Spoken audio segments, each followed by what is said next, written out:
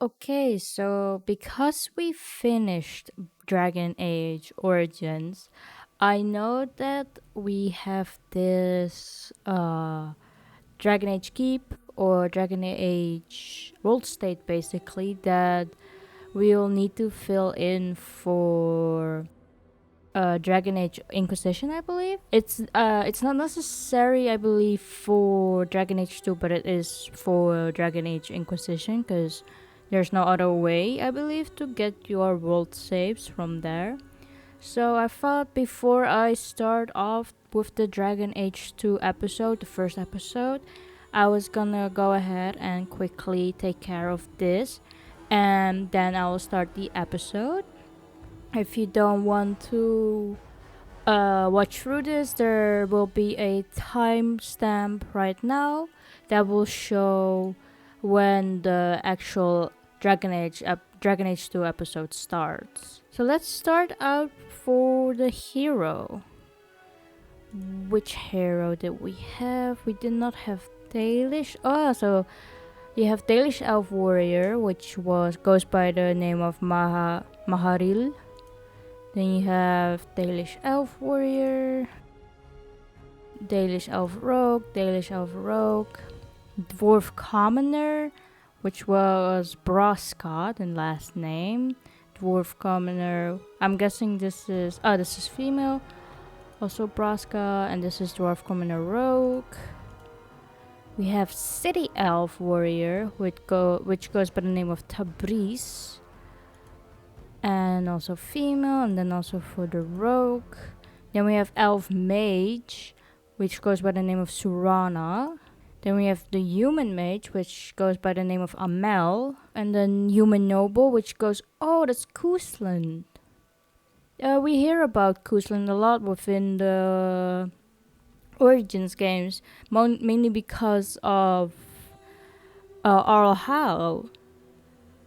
Because he fucked him over in some way or another, right? I'm not completely sure because I don't know the human noble origin. But that's interesting to see that they are Kusland then. And then we have here's our Iduken. We have male Iduken, female Iduken, and then also rogue. We played female dwarf noble Iduken, who was a warrior. There we go. So we can choose this hero.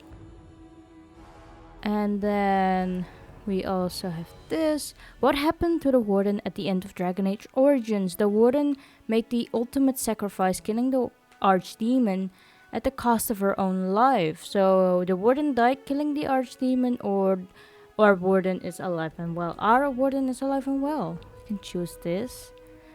That's interesting. So we can also see like what could have happened. So your Warden could have died. Is that the scenario if you don't do the thing with Morrigan? I would be interested to see what would happen if the warden died. How would it go? How would it go then with Amaranthine and like the whole Awakening DLC? Who will be the warden commander then? Will you play as someone else, or do you have to make like a whole character, or are you like?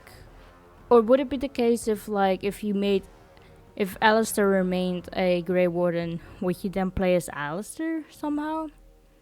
Then we have companions. Ooh, there's a lot. Whom did the Warden romance? The Warden set aside romance instead of focusing on ending the blight, so no one was romanced. That's interesting. Romanced Alistair, romanced Morrigan, Romance Leliana, or Romance Saffron. So those were the four main. We did Alistair. I would have been interesting to see with Morrigan though. I feel like if you romance Morrigan, there would have been a lot of cool things that you could have done. Maybe I feel like if I would ever replay Origins again, I would try to romance Morrigan. Okay, did the Warden recruit the dog?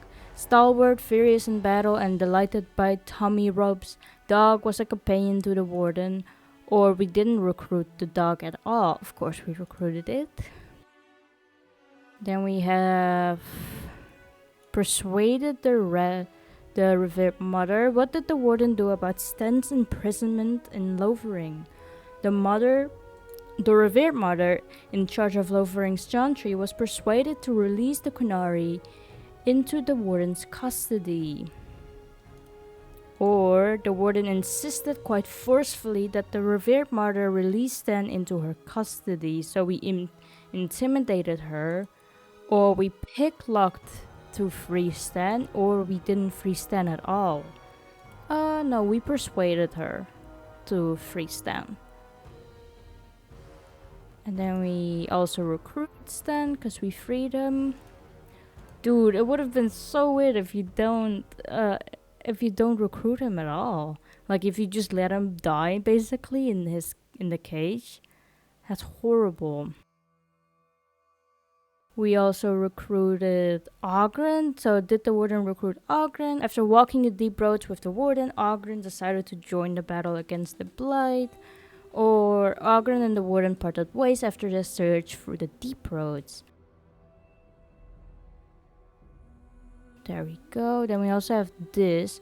What happened to Loghain? Loghain's treachery was brought to a permanent end by the warden. Or Loghain executed by Alistair. Loghain was killed by Alistair in duel. Loghain died killing the archdemon. Or Loghain is alive and well. Wait, so you could have gotten Loghain in your party? How? Because for us, well, Alistair killed him in a duel. I'm curious to see how you get Loghain into your party then, if that's even the case.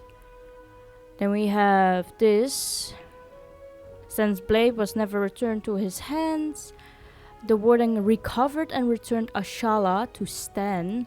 Or there was no opportunity for Ashala to be returned because we didn't recruit him. No, we recovered it. There we go. And we also returned it to him.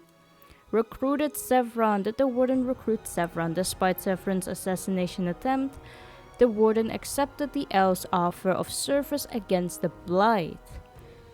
Or the warden declined the offer of alliance and with her would be assassin. No, we recruited Sevron. There we go. And Sevron is also alive and well. Sevron ultimately survived the events of the Fifth Blight, or the life of an assassin is rarely easy or long. Nah, our Sevron is alive and well. There we go. Recruited Wynn, we did. Wynn joined the warden after they worked together to free the circle from an abomination's clutches, we did. Or Wynn did not join the warden's struggles against the Blight. No, we recruited her. And then we have this. Alistair died. What happened to Alistair? Alistair's death as he finished the archdemon brought an end to the Fifth Blight. In death, sacrifice. Alistair was executed. Alistair stood little chance against the political machinations of Ferelden's nobles and was eventually executed. Ooh, that's a possibility? No, we didn't do that. Alistair became king, his royal blood having come to light while traveling with the warden. Alistair is crowned king of Ferelden. Alistair stayed with the wardens after the events of the Fifth Blight, staying ever vigilant against the Darkspawn threat. Or Alistair became a drunk. Overwrought with burdens of both birth and station, Alistair walked away from it all, soon turning to drink in a desperate bid to forget. No, our Alistair stayed with the wardens. I'm so curious to see what would have happened, or what would have led for Alistair to become a drunk or to become executed. Because I know this would happen if we didn't do the thing with Morrigan. And Alistair becoming king, we know that was an option as well, but we didn't do that. So I'm curious what it would lead, or what you have to do to make any of these things happen, honestly. But we chose this. confirm world state change. This choice has dependencies on others. In order to make your world state valid, we must adjust the following choices. Would you like to continue? Yes, sure. There we go. But that does still mean that our warden is alive, right? Warden and Alistair were not lovers. The warden and Alistair remained comrades at arms, nothing more. The warden and Alistair carried on their companionship despite his royal applications, so remained Alistair's mistress. Ooh. Didn't remain Alistair's mistress. Alistair's royal obligation brought his relationship with Warden to an end. Warden is Alistair's queen. As a Cailan, the Warden and Alistair marriage brought two of the strongest families in Ferelden together. Ooh. So wait, you can only become queen with Alistair if you were a human noble? And not like... Because we were dwarven noble. But I'm guessing that doesn't mean anything to the humans, right? That's interesting to see. And then Alistair remained loyal to the Grey Wardens and the Warden, and remained with the Grey Wardens and the Warden. So wait, so this is only possible as a Cailan, as it says, right? So if you weren't a Cailan and you were still in a relationship with Alistair, you could have either become, and you made him king, you could have either become his mistress or just ended the relationship. That's low-key kind of sad if that's the case. No, I'm glad then that we remain with the Grey Wardens and that he also remained with us. I can choose this. Let's see. Wynn is alive and well. She sure is. Wynn survived the 5th Blight. Wynn was never recruited. That's not the case. Wynn died at the Broken Circle. Ooh. That's also a possibility? I had no idea. And the Warden killed Wynn after poisoning the Urn Sacred Ashes. You could have poisoned the Urn of Sacred Ashes? But why? No. Again, I'm so curious. How do you lead up to this moment? No, Arwen is alive and well. And then Morrigan. Morrigan did not have a baby. Or Morrigan had an old god baby with the Warden. No, that's not the case. Or Morrigan had an old god baby with Alistair. That is the case. Morrigan had an old god baby with Loghain. Okay. Or Morrigan had a human baby with the Warden. Wait, so you can either have a human baby or an old god baby depending on the relationship that you have with her? How do you even get the human baby instead of the old god baby? That's a good question. No, we had an old god baby with Alistair. Again, how do you get Loghain into your party if that's even possible? You can't do this. There you go. Okay, Leliana, alive and well. After joining the Warden, Leliana stood by her side until the Blight has ended. Or we didn't recruit Leliana. Killed Leliana after poisoning the urn. So she was left to die in the heart of the temple. That's so brutal though. Or upset at the way the Warden dealt with the urn, Leliana abandoned the cause. Ooh, that's also an option. Leliana is alive and well. I'm so curious what you have to do to make her just leave the cause. Just be completely rude or disrespectful? Our Leliana is alive and well. And then this. Did the Warden find Flemeth's grimoire for Morrigan? The Warden refused to face Flemeth and did not acquire her grimoire. Or the Warden acquired Flemeth's grimoire through a peaceful means. Or acquired the grimoire by defeating Flemeth. We defeated Flemeth. There we go. And then we go back here, I'm guessing. There we go. And then we have the prologue. We fed Osaga prisoner the guard's lunch with by just persuading him. We didn't steal it. And then, what did the warden do with the Mabari hound in Ostagar? No, we cured it. There we go. Okay, so we have Nature of Beast, which I'm guessing is the whole Dalish werewolf situation, paragon of her kind. We did the all of Redcliffe first. So let's see about that. Help Redcliffe fight. Did the warden help the village of Redcliffe fight the undead hordes at nightfall? We helped them. And then help Redcliffe prepare. We helped them prepare. There we go. And then Connor died. Connor did not survive the ordeal in Redcliffe.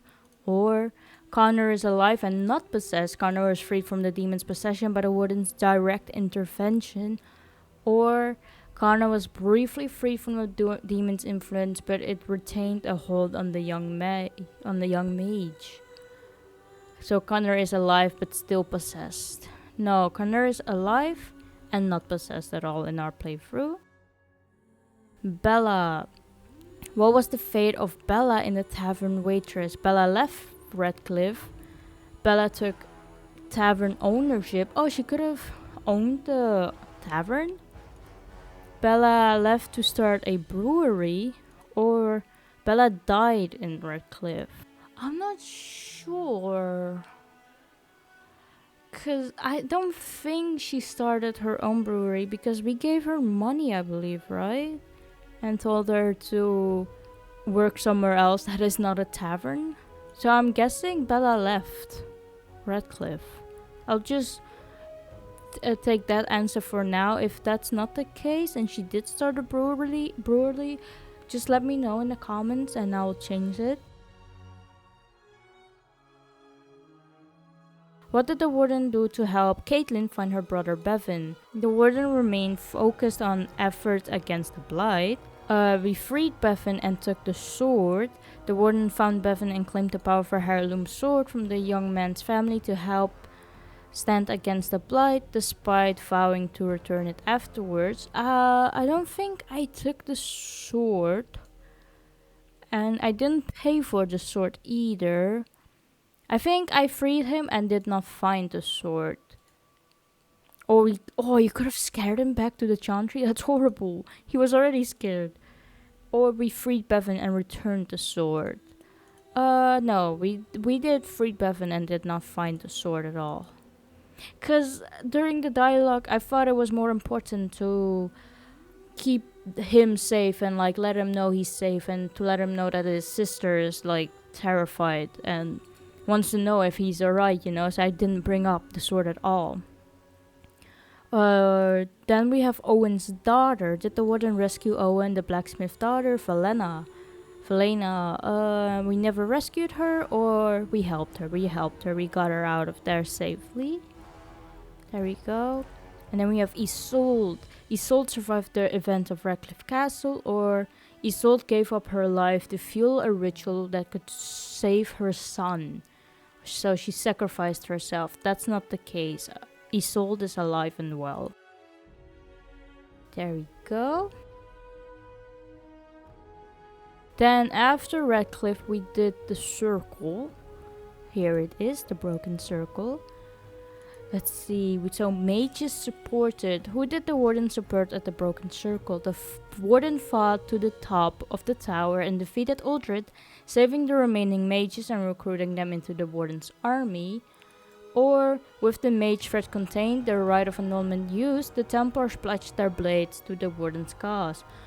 Oh, so you could have done the rite of annulment and then sided with the Templars. Does that mean that's why there was that option for Wynn dying at the circle? Because that's not what happened for us. We supported the mages then. Then we have First Enchanter Irving. First Enchanter Irving survived it all. And then we have this. Did the warden agree to Colin's request to kill the mages in the tower? No, we did not agree to that at all. There we go. So that's the circle stuff. I believe after the circle We went to the Warden's Keep, I believe. Did the Warden drink a furnace's alchemical concoction? Yes, the Warden gained the power of the blood. Or no, the Warden didn't consume the concoction. We did drink it.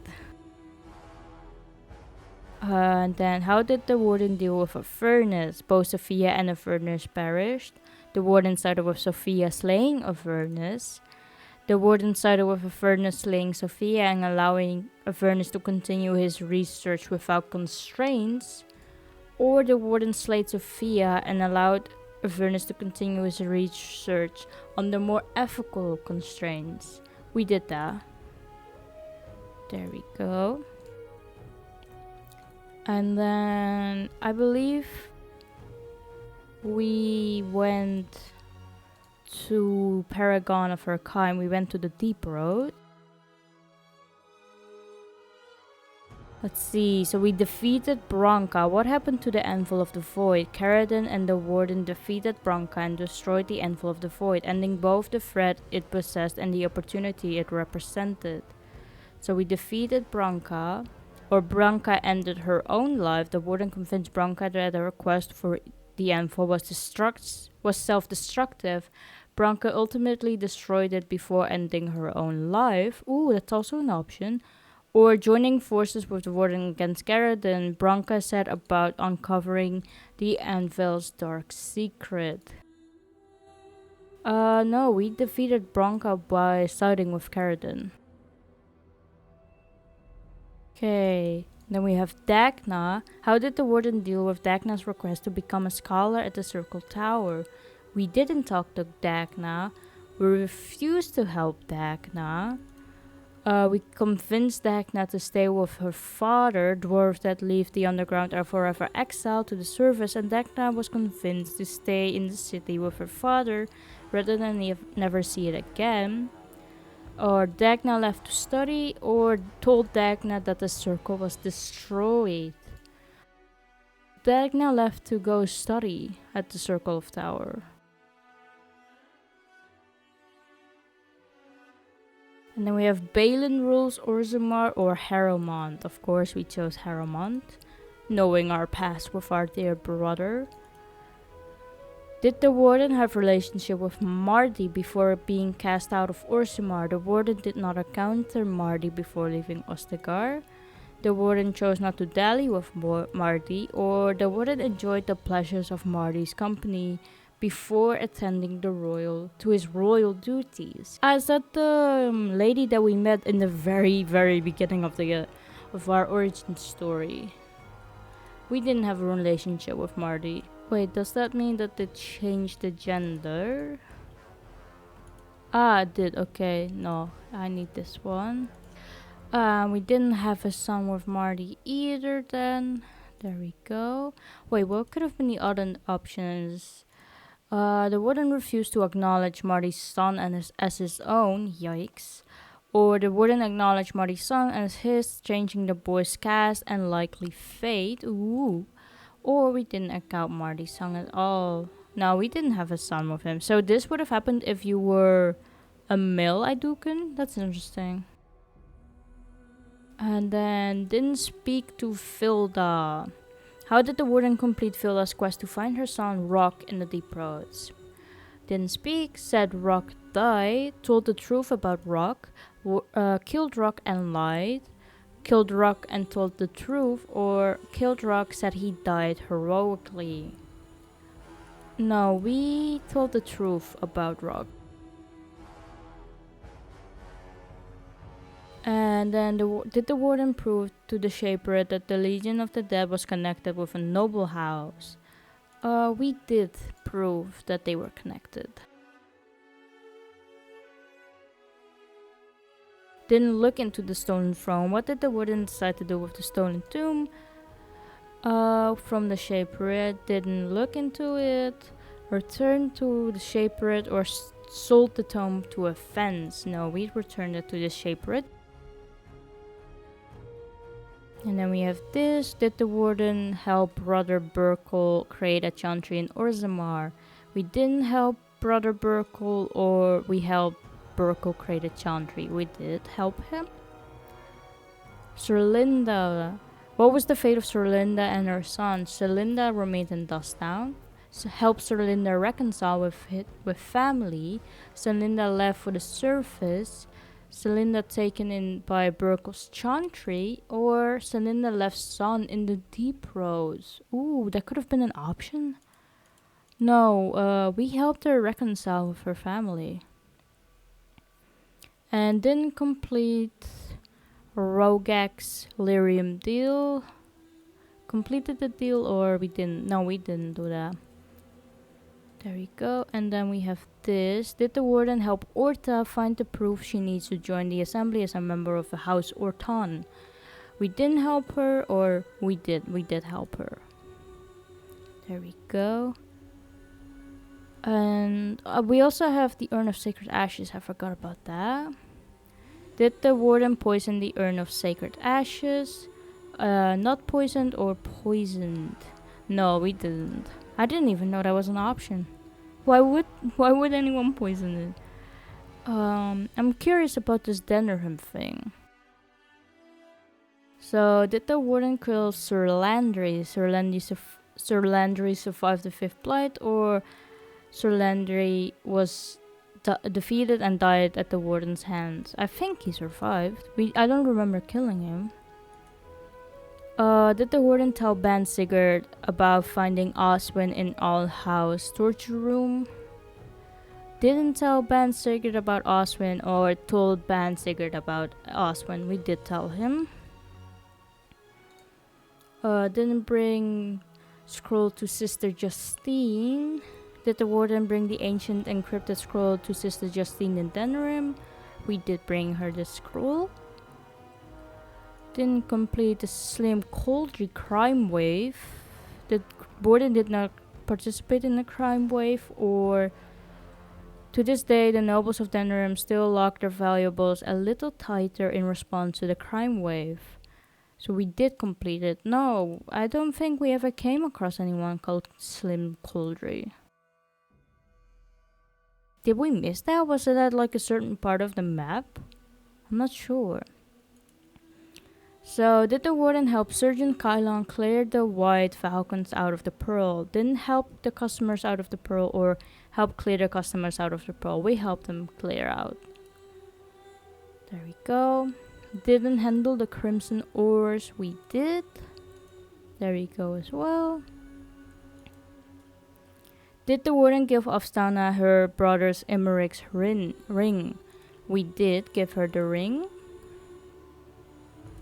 And we have, did the warden return the worn amulet to the beggar woman in Dennerham's alienage? We did return that to her as well. Did the warden help Alistair track down his half-sister Goldana? Did not encounter Goldana. Helped Alistair find Goldana, or did not help Alistair find Goldana? We helped him find her. There we go.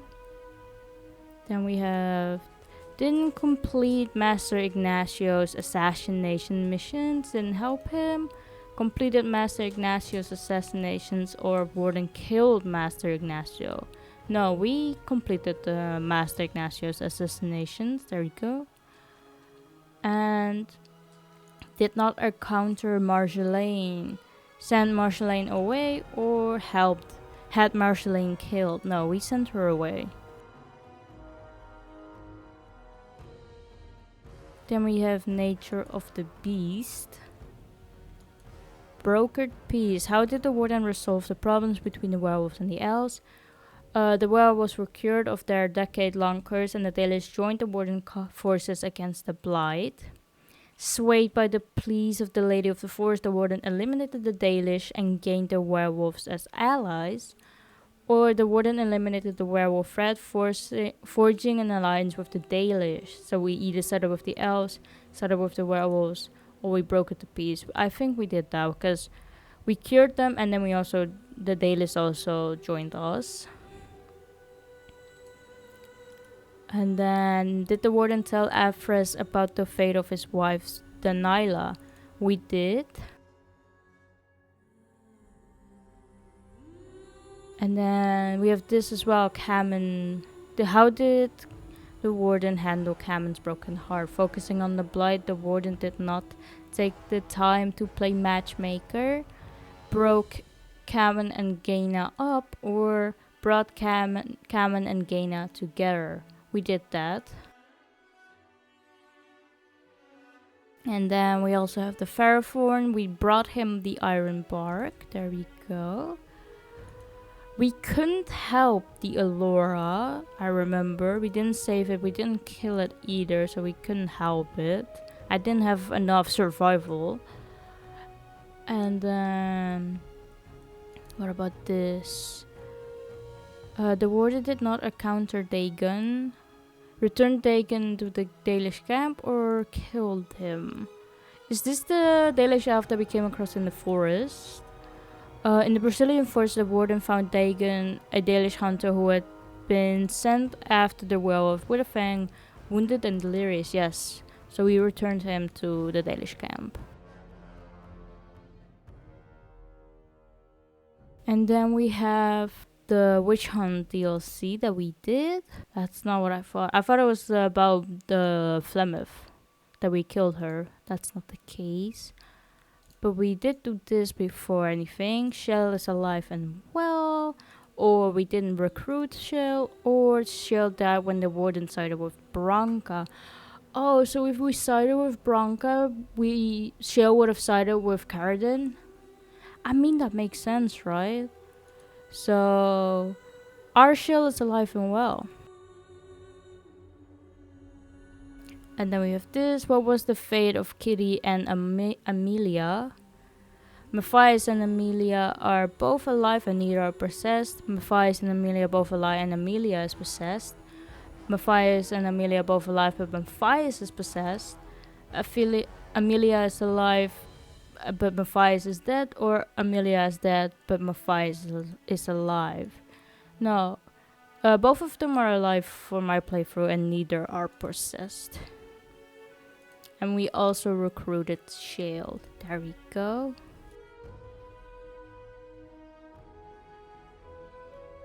And then for the Landsmeet, we have Anora MacTyr, daughter of Tar Logain MacTyr, assumed the throne of Ferelden in earnest during the 5th Blight.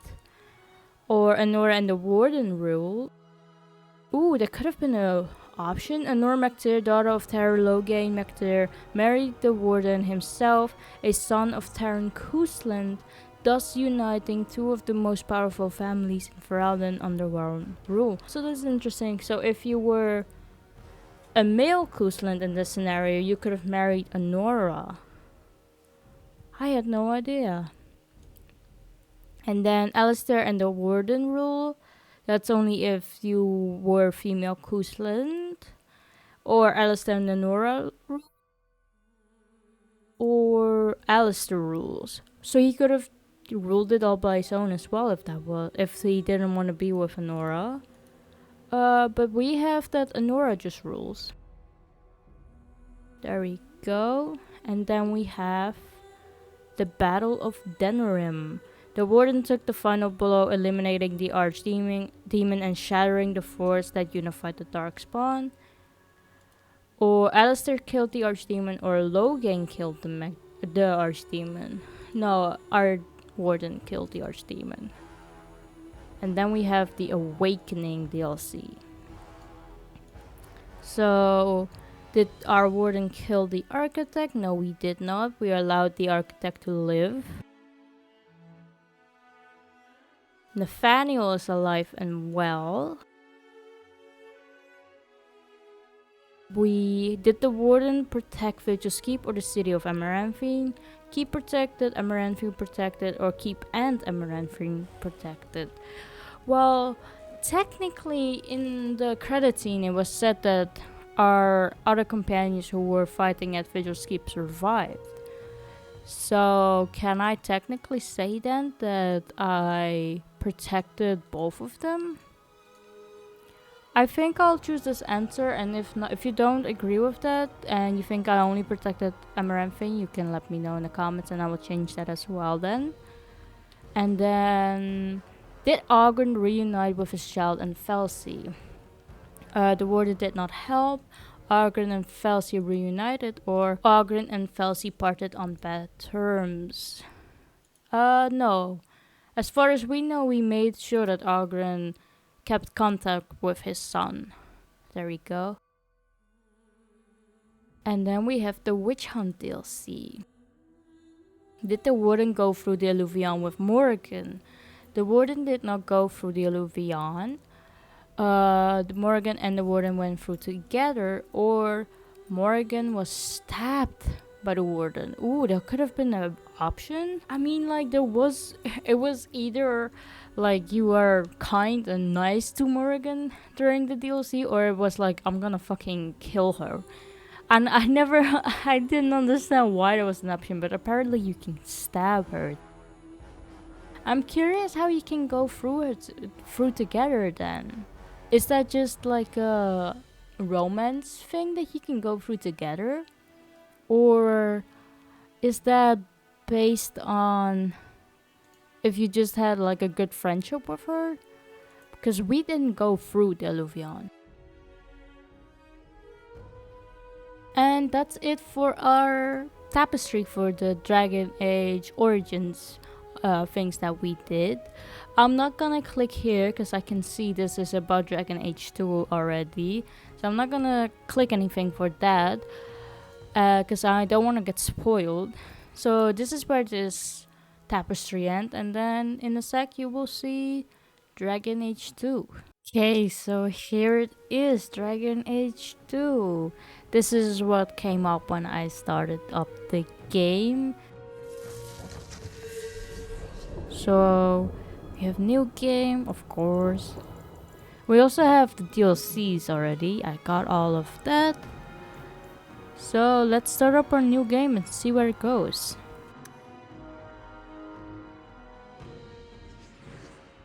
Ooh, so we can choose class and gender. So we can be male mage. Mages command arcane spells and hurl bolts of magic from their staffs. Despite their immense power, mages are vulnerable when their allies fall or when enemy troops attack them directly. Or we can also be female mage. We can be male warrior. Warriors are masters of melee combat. Some have an enormous two-handed weapon that strikes several foes at once. Others pair a one-handed weapon with a shield that doubles as a bludgeon. And we have also female warrior, and then male rogue and female rogue. Rogues can wield a dagger in each hand or rain arrows from a distance. They are particularly adept at tearing down individual opponents and are the only class that can pick locks or disarm traps. Ooh. I was a female warrior in Origins, so I think I'm gonna, as for gender, I'm gonna choose male. And now the question is gonna be, am I gonna be a rogue or a mage? I think I will go for a male mage. I feel like that would be cool. I really want to be a rogue as well, but I really like the powers that you had in Origins when it comes to the mages. You had so many availabilities to it. So we'll be a male mage. There we go. Look how cool that looks. Let's confirm.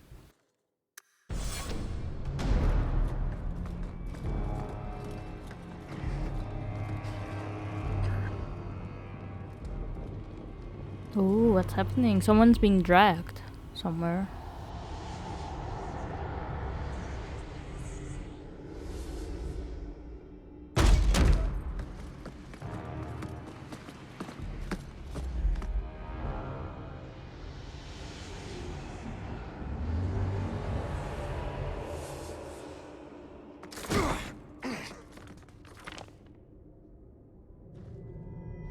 Had gentler invitations. I'm Cassandra Pentecost, Seeker of the Chantry. And just What are you seeking? The champion. Which one? You know exactly why I'm here. Time to start talking, dwarf. They tell me you're good at it. What do you want to know? Everything. Start at the beginning.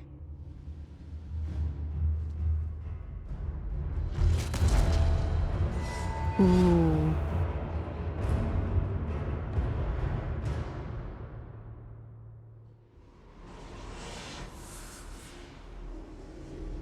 Oh, that's nice.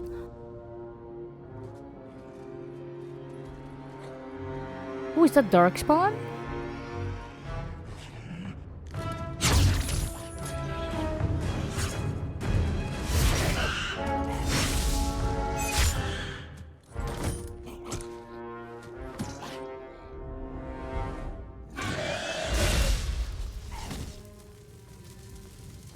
Scouts. We will have to fight them sooner or later. Then we make our stand here. Prepare yourself.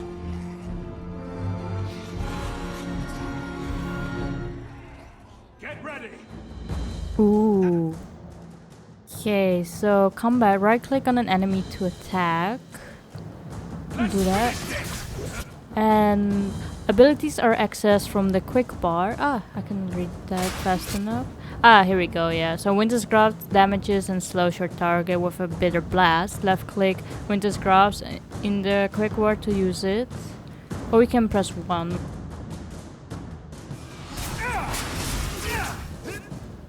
And we also have Fireball.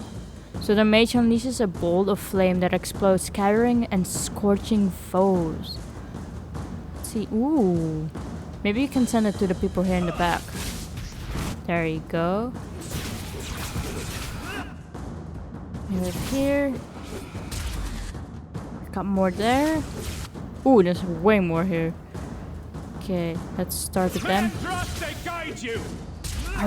The combat is so much nicer. There we go. Can do this. There we go. Whoa. We can't keep this up forever. Ooh. Ooh, what do the icons mean?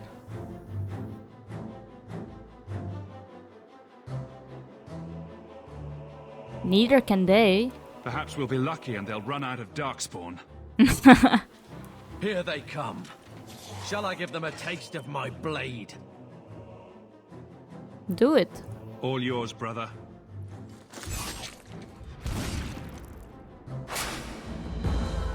Let's see, there's a bunch more, okay. Ooh, we also have a bunch more new spells. We're Crushing Prison.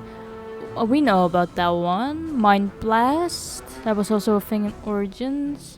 Firestorm and Cone of Cold. Okay. So we still have like the old powers. That's cool to see. Can do Fireball here. There we go. Can do Winter's Grasp. And maybe you can do like a Cone of Cold here.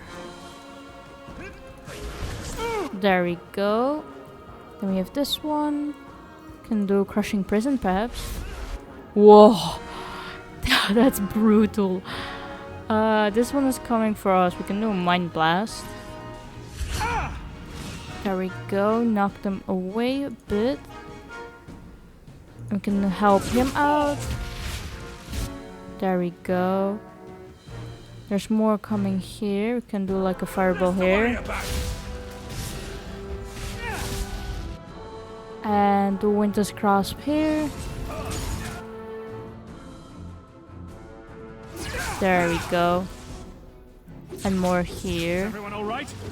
Is that all?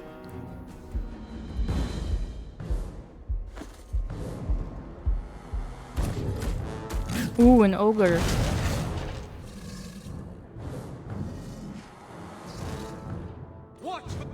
Ooh, okay, perhaps we can slow it down. There we go. We made it face plant.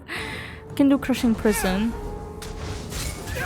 And maybe also this. There we go. Can do Winter's Grasp. Ooh, nice. Whoa. There's no end to them.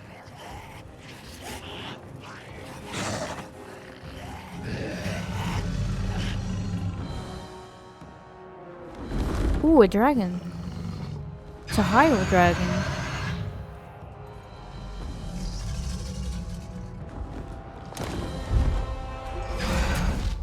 Bullshit. That's not what really happened. Does that not match the story you've heard, Seeker? I'm not interested in stories. I came to hear the truth. What makes you think I know the truth? Don't lie to me. You knew him even before he became the champion. Even if I did, I don't know where he is now. Do you have any idea what's at stake here? Let me guess. Your precious chantries fall into pieces and put the entire world on the brink of war. And you need the one person who could help you put it back together. The champion was at the heart of it when it all began. If you can't point me to him, tell me everything you know. You aren't worried I'll just make it up as I go? Not at all. Ooh. You'll need to hear the whole story.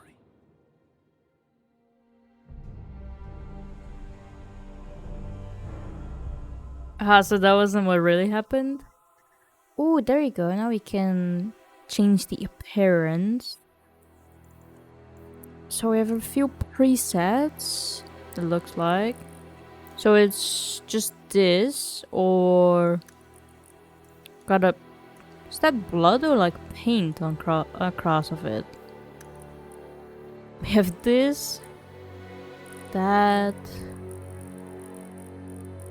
Okay, so those are just presets. Got different skin complexions. I see. You can also have a tattoo. Honestly, I like how it looks. Maybe I think I'll choose this. I like how that looks. So we won't change the appearance necessarily. Maybe we can change the portrait. Let's see, what backgrounds do we have? I like the red one. Yeah, let's go with red. We can also change this. Can we change the distance a bit? There we go, so it's a bit more out. Can make him turn. Look straight into the camera.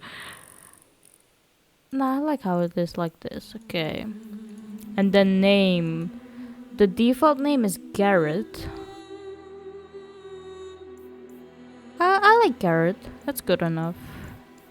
And then let's import ours. There they go. Amethyst. Can confirm that.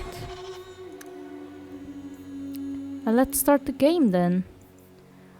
Difficulty, we have casual, normal, hard, and nightmare. Ooh. I'll just go for normal. The Blight had been unleashed on Ferelden. Darkspawn poured out of the wilds, clashing against the army at the ruins of Ostagar. The battle was a disaster. King Cailan died on the field with his men, betrayed by his most trusted general.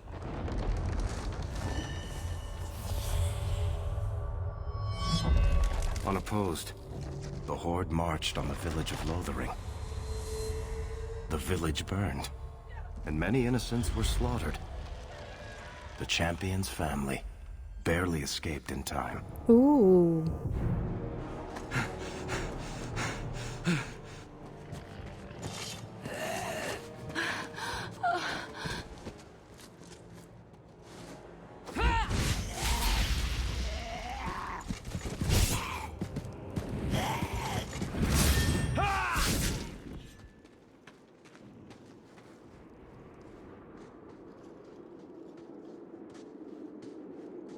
I think that's all of them. For the moment, make us save us. We've lost it all. Everything your father and I built. I'm sorry, Mother. I know how much Lothering meant to you, but we have to move. Yes, you're right. We should have run sooner. Why did we wait so long? Why are you looking at me? I've been running since Ostagar. We need to get out of here. Listen, you two. The Darkspawn could be on us any minute. Please, listen to your brother. Then let's go. Lead on. Ooh, there we go. Ooh, we got a bunch of new quests.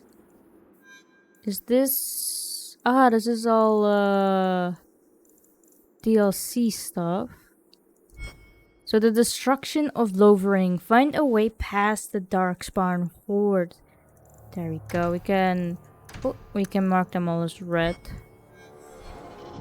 We also got a codex update. Your journal. Your journal displays a list of your current quests. Plot, assets, assists, elements will appear for the quest marked as active. Main quests are milestones in Hawke's rise to power. You must complete them, and your decisions will dramatically impact Kirkwall's future. Ooh. Got combat, cross-class combos. Each class has a special status effect that can set up a cross-class combo, in which a character of one class uses a talent or spell to hinder an enemy with the effect before a character of another class exploits it using another talent or spell. This produces a tremendously powerful attack. Each of the status effects that enables a cross-class combo also applies a penalty to the victim. If the cross-class combo is completed successfully, the effect and its penalty dissipate, but the great damage inflicted by a cross-class combo more than makes up for this loss. So we have staggered. Warriors can stagger enemies using any of several upgraded talents from the Vanguard and Warmongerer schools. Mages can exploit the stagger using upgraded spells from the Arcane or Primal schools, or rogues can do using upgraded talent from the Dual Weapon school. Enemy attacks is minus 25%, and enemy defense is also minus 25%. Then we have brittle. Mages can make enemies brittle using any of several upgraded spells from the Primal and Elemental schools. Warriors can exploit brittle using upgraded talents from the Two-Handed school, or rogues can do using upgraded talents from the Archery school. So that we will get a critical damage of 50%. Then we all have characters. Garret Hawke. The son of Malcolm Hawke and Leandra Amel, Garret has lived in many places throughout Ferelden. His father was a mage whose gifts were passed on to both Gareth and Bethany, Malcolm's daughter. Malcolm refused to submit himself to the Chantry's rules. He kept his abilities a secret and taught his children to do the same. Therefore, the family was constantly on the move to avoid Templar hunters. 10 years ago, the family settled in the village of Lothering, building a home on the outskirts and making a life where they wouldn't forever be on the run. Though Leandra worried constantly that the Templars would one day catch up with them, Malcolm's teaching were sufficient to keep them safe. He died 3 years ago, leaving Garret responsible for the welfare of his mother and younger siblings. When the Blight began, Carver enlisted in King Cailan's regiment, saying the horde spilling from the Kakari wilds meant their home would be quickly overrun if the Darkspawn were not defeated immediately. That's smart thinking. Garret remained in Lothering to safeguard the family. Carver appeared on their doorsteps almost a month later, exhausted and injured. King Cailan had been betrayed and slain at Ostagar, and the horde was advancing on Lothering. Though Garret and the others were making plans to leave, they fled their home before they were fully prepared, and it may still be too late. Ooh. So everyone in our party right now is basically our family. So Bethany and Carver are our youngest siblings. We have lore of the Darkspawn. Those who sought to claim heaven by violence destroyed it. What was golden and pure turned black. Those who had once been mage lords, the brightest of their age, were no longer men but monsters. Sin was the midwife that ushered the Darkspawn into this world. The Magisters fell from the Golden City, and their fate encompassed all our worlds, for they were not alone. No one knows where the Darkspawn came from. A dark mockery of men. In the darkest places they thrive, growing in numbers as a plague of locust will. In raids, they will often take captives, dragging their victims alive into the deep roads, but most evidence suggests that these are eaten like spiders. It seems Darkspawn prefer their food still breathing. Perhaps they are simply spawned by the darkness. Certainly, we know that all evil has no trouble perpetrating itself. The last blight was in the Age of the Towers, striking once again at the heart of the winter, spreading south into Orlais and east into the Free Marches. The plagues spread as far as Ferelden, but the withering and twisting of the land stopped well beyond our borders. Here, Darkspawn have never been more than the stuff of legends. In the northern lands, however, particularly Tevinter and the Enderfels, they say Darkspawn haunt the hinterlands, preying on outlying farmers and isolated villages, a constant threat. From Ferelden folklore and history, persisted between Chantry scholar. And then we have creatures. Hurlock. I believe we have this already. We read this in Origins, and the Mabari Hound. We also read this. There we go. So let's head on then. Be careful! Ooh, there's a dead refugee, but there's more Darkspawn here. Can attack them. Here we go. Oh, there's behind me as well. Perhaps I can do a Mind Blast. There we go. I can also... I have a dog with me automatically. That's nice. There we go. Ooh, level up. One of your characters has gained a level. Press escape and select level up to choose new abilities. There we go. When a character levels up, you receive points to spend on both attributes and abilities. Ah, I see. So this is the thing. So we have strength, and it shows as well what it does. So strength is fortitude, dexterity is critical chance, magic is magic resistance, cunning is critical damage, willpower is mana, and constitution is health. Oh, that's handy. I think because I'm a mage, I'll mostly put it in willpower and magic. Level up. Left click on a tree to zoom. I see, so there's like, you have elemental, a class of elemental, primal, spirit, arcane, entropy, and creation. Does it explain anything? Abilities highlighted in the blue can be learned. Diamond icons represent active abilities that have an instant effect. Hexagons are sustained modes that can... so I see. So these are like upgrades to the Winter's Grasp, and so these are the power itself, but these are like sustained abilities. That's interesting. Okay, so we have elemental. The mage masters the elements of fire and ice. We have primal. The mage commands earth and sky. Spirit. Spirit magic shakes foes to the core, partially bypassing resistance and effectively countering enemy mages. Then we have arcane. Arcane magic taps into the deepest wells of the fate, protecting the caster and crushing the arcanist foes. We have Mind Blast already from that. And then entropy. The mages delves into the chaotic nature of the fate, twisting the fabric of probability and ensnaring foes with horrifying visions. And then creation. Mages schooled in creations are invaluable allies who can heal wounds, strengthen party members, and ward against oncoming foes. So we can heal. I think I like the sound of both elemental and primal. But I think for now I will just get the heal in case our party members go down. There we go. We have another codex updated, which is the level up and the combat.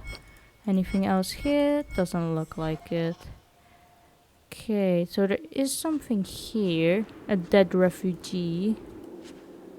We got a 3-man staff. It's we have 5 fire damage on ours. And this has 5 cold damage. I mean, we can take it. Maybe it's something good for our sister. Inventory. Equip new weapons, armor, and accessories for each of your party members. We can do that. How is yours? Yours is also fire damage. What spells do you have? Can I see? Just fire. Okay, so that would not be necessary for you to get this either. Is there anything else that we have? Oh, we have health potions, lyrium, and stamina. Then we have other... We also have junk. But it looks like we can't change their armor. That's interesting. We can only add accessories for them. And accessories and a weapon.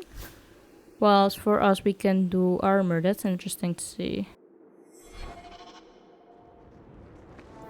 That's another one. That's the inventory. Let's go up here then. So we're trying to run away from Lothering? Wait! Where are we going? Away from the Darkspawn, where else? And then where? We can't just wander aimlessly. We have to stay together. Wherever we go, what's important is that we don't separate. We can go to Kirkwall.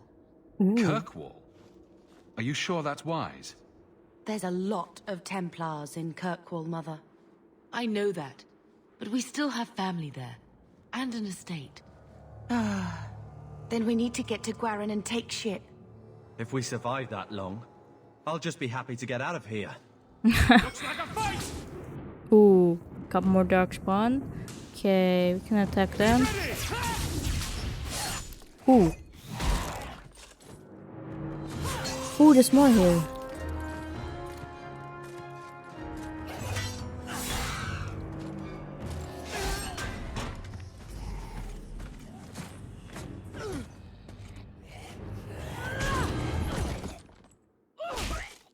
Damn.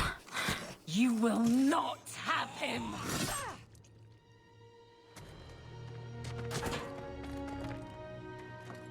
They will not have you. Not while I breathe. Oh, can we help them out? Yeah, here we go. Okay, can attack this one. Let's see. You're doing fireball, that's good, and you're doing pummel strike. It looks like Carver is two-handed, right? Okay, let's just attack them. There we go. Attack them. Can use Mind Blast maybe. There we go.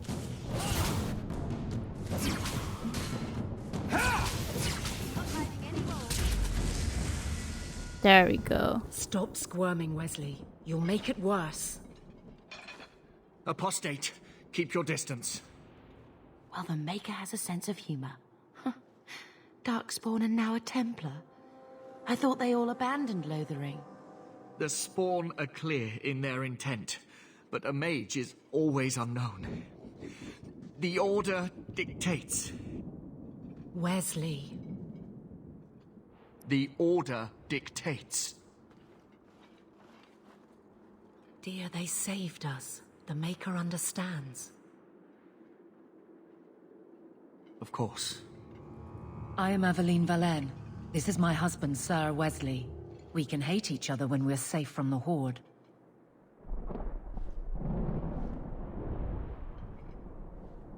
Why are you out here? A strange time to be hunting apostates. His fellows left with the Chantry priests. I was traveling to Denerim on business for the Order, but I had to turn south when I heard of Ostagar. Bad luck and judgment brought us together here before the attack. The nice Templar has been convinced to postpone his hunt for illegal mages. So let's not dwell upon it, shall we? Wise girl. Can you be trusted? You're quick to offer your allegiance. Another blade between us and the Darkspawn? Yes, please. So long as the Horde is their first concern. My duty is clear, but that is for another day, if we are granted that opportunity. We will be fine. We all will. How did you survive the Horde? For a while, it looked like we were the only ones to escape the Darkspawn. We aren't free of them yet. You didn't see Ostagar. This is just the start. You were there. Yes, I see it now. Third Company, under Captain Varel. Then you saw how the whole of the army was defeated. We fell to betrayal, not the Darkspawn. This arm of the Horde will not have the same advantage. Wait, so Carver was under the same command as... Are they the same Pharrell? As well as they... As we had Seneschal Pharrell in Amaranthine?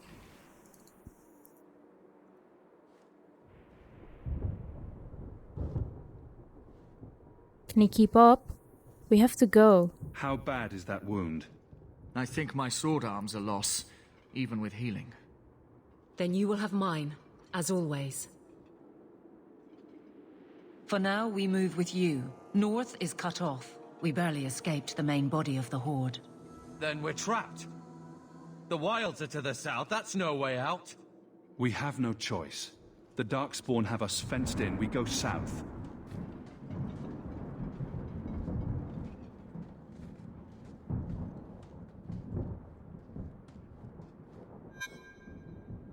Ooh. So we have friendship and rivalry.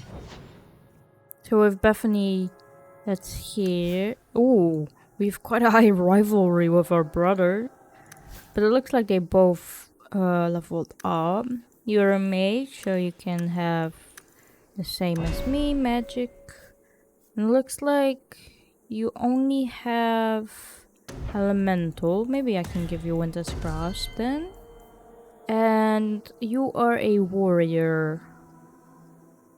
Can put some in strength. Maybe like this in dexterity, or I'll put it in dexterity and then also stamina.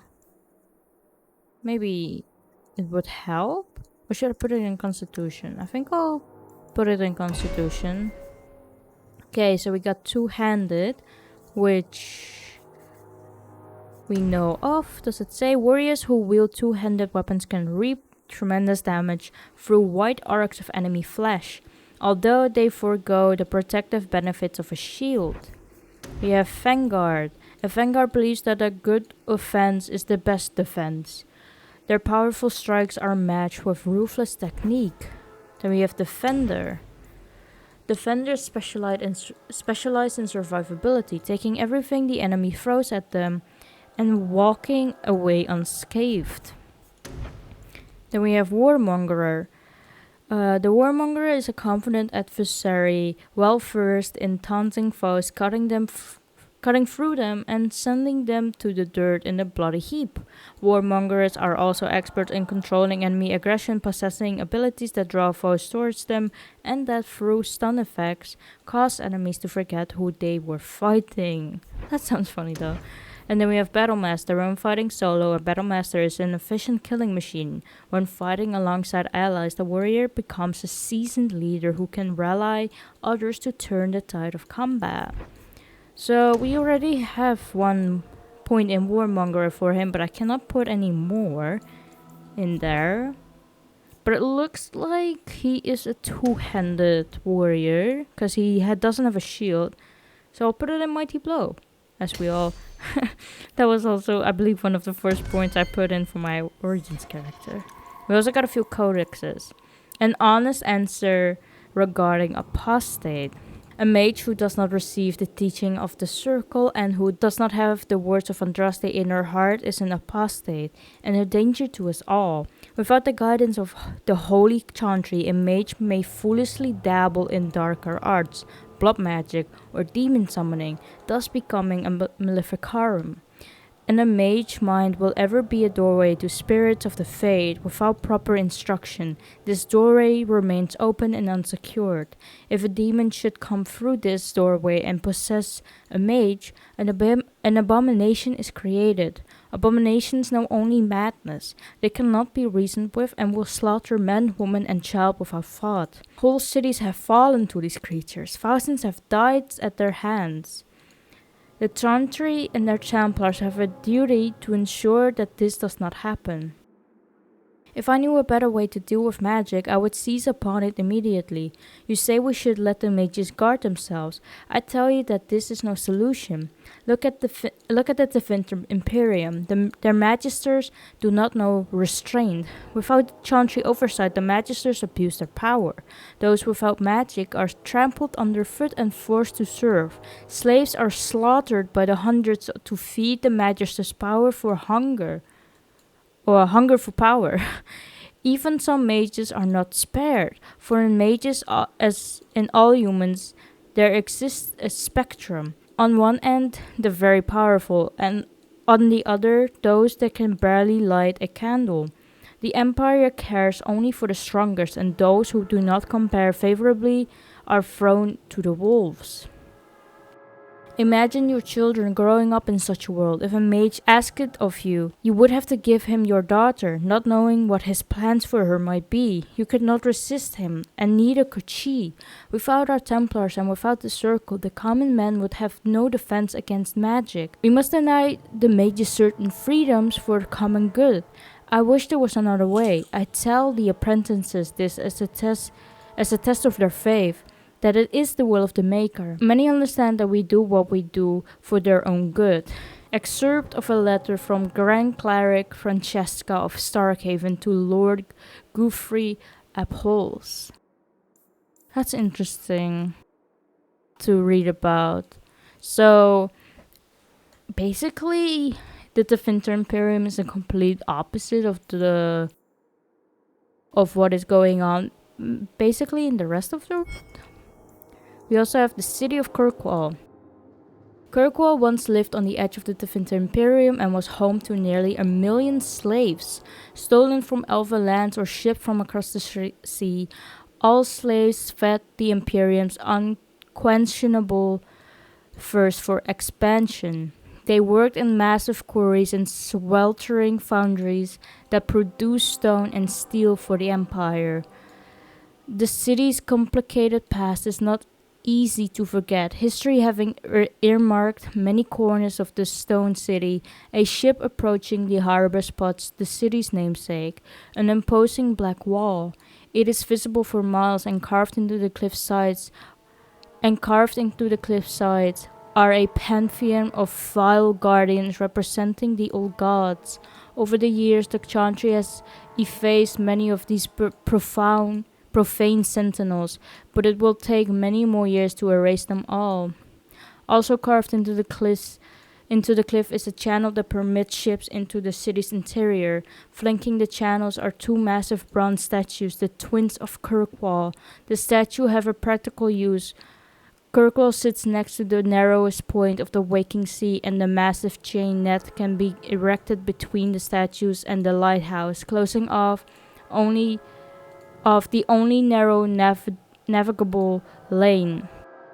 This stranglehold of sea traffic is jealously guarded by the ever-changing rule of the city, as the net rolls taxes, tolls, and extortions in from the sea. From In Pursuit of Knowledge, The Travels of a Chantry Scholar by Brother Genetivi. Do we have anything else new? Doesn't look like it. Let's move on then. What are you, Aveline? You're also a warrior, but with Sword and Shield. Okay. Don't have anything for you either. There we go. Let's move on then. Ah, there's more here. There we go. Okay, so you're doing fireball, that's good. You could do mighty blow. And Aveline, maybe you can try attack them here in the back. So you have shield defense, yeah, and taunt. Oh, so she also has one of the warmonger abilities. You can attack that one then now.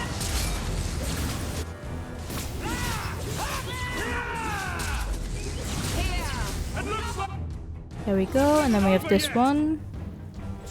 Oh, and there's more in the back. Maybe you can do... No, you already used your powers.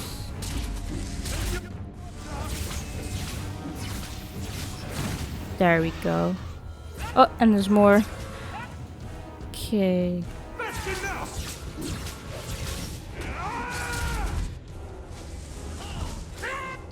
There we go. Nice. I love the combat. It's so fast and so satisfying. Let's see what they dropped here. Lyrium potion and stamina. We can take all of that. You have received a potion. To use the potion to replenish a party member's health, stamina. Oh, it's automatically here already. That's handy. Nice. There we go. And we got money here and a stamina trot. There we go. Oh, there's more up ahead, I see. Okay, you can attack some of them here perhaps and do mighty blow. And you can attack them there.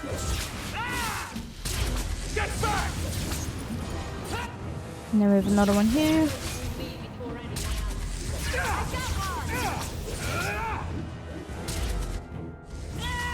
Oh, and there's behind me. Do mind blast. Never mind. We got him already. Is that all? No, there's more. Let's see what they dropped here though. A health potion, nice. Take that. There we go.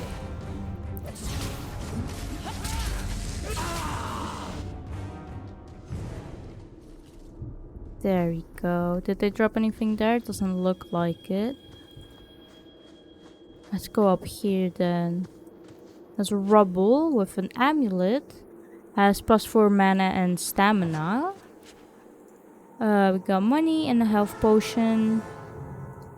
Nice. And what do you have? Money and delirium. So, do we not have like lesser health poultices? Greater health, potent. We don't have that anymore. I think I'll take this. There we go. Can move on then. There's something here. Lyrium and stamina. We can take both. Here we go. There we go. Ooh. We have an emissary apprentice. They look completely different from Origins. I like it though. It looks nice. You can do mighty blow on the apprentice. Let's mainly focus on the emissary for now.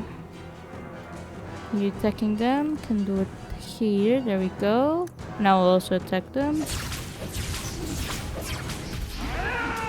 Ooh, I'm not doing too well. Can I heal up myself? Let's see, I can. Okay, let's attack them then.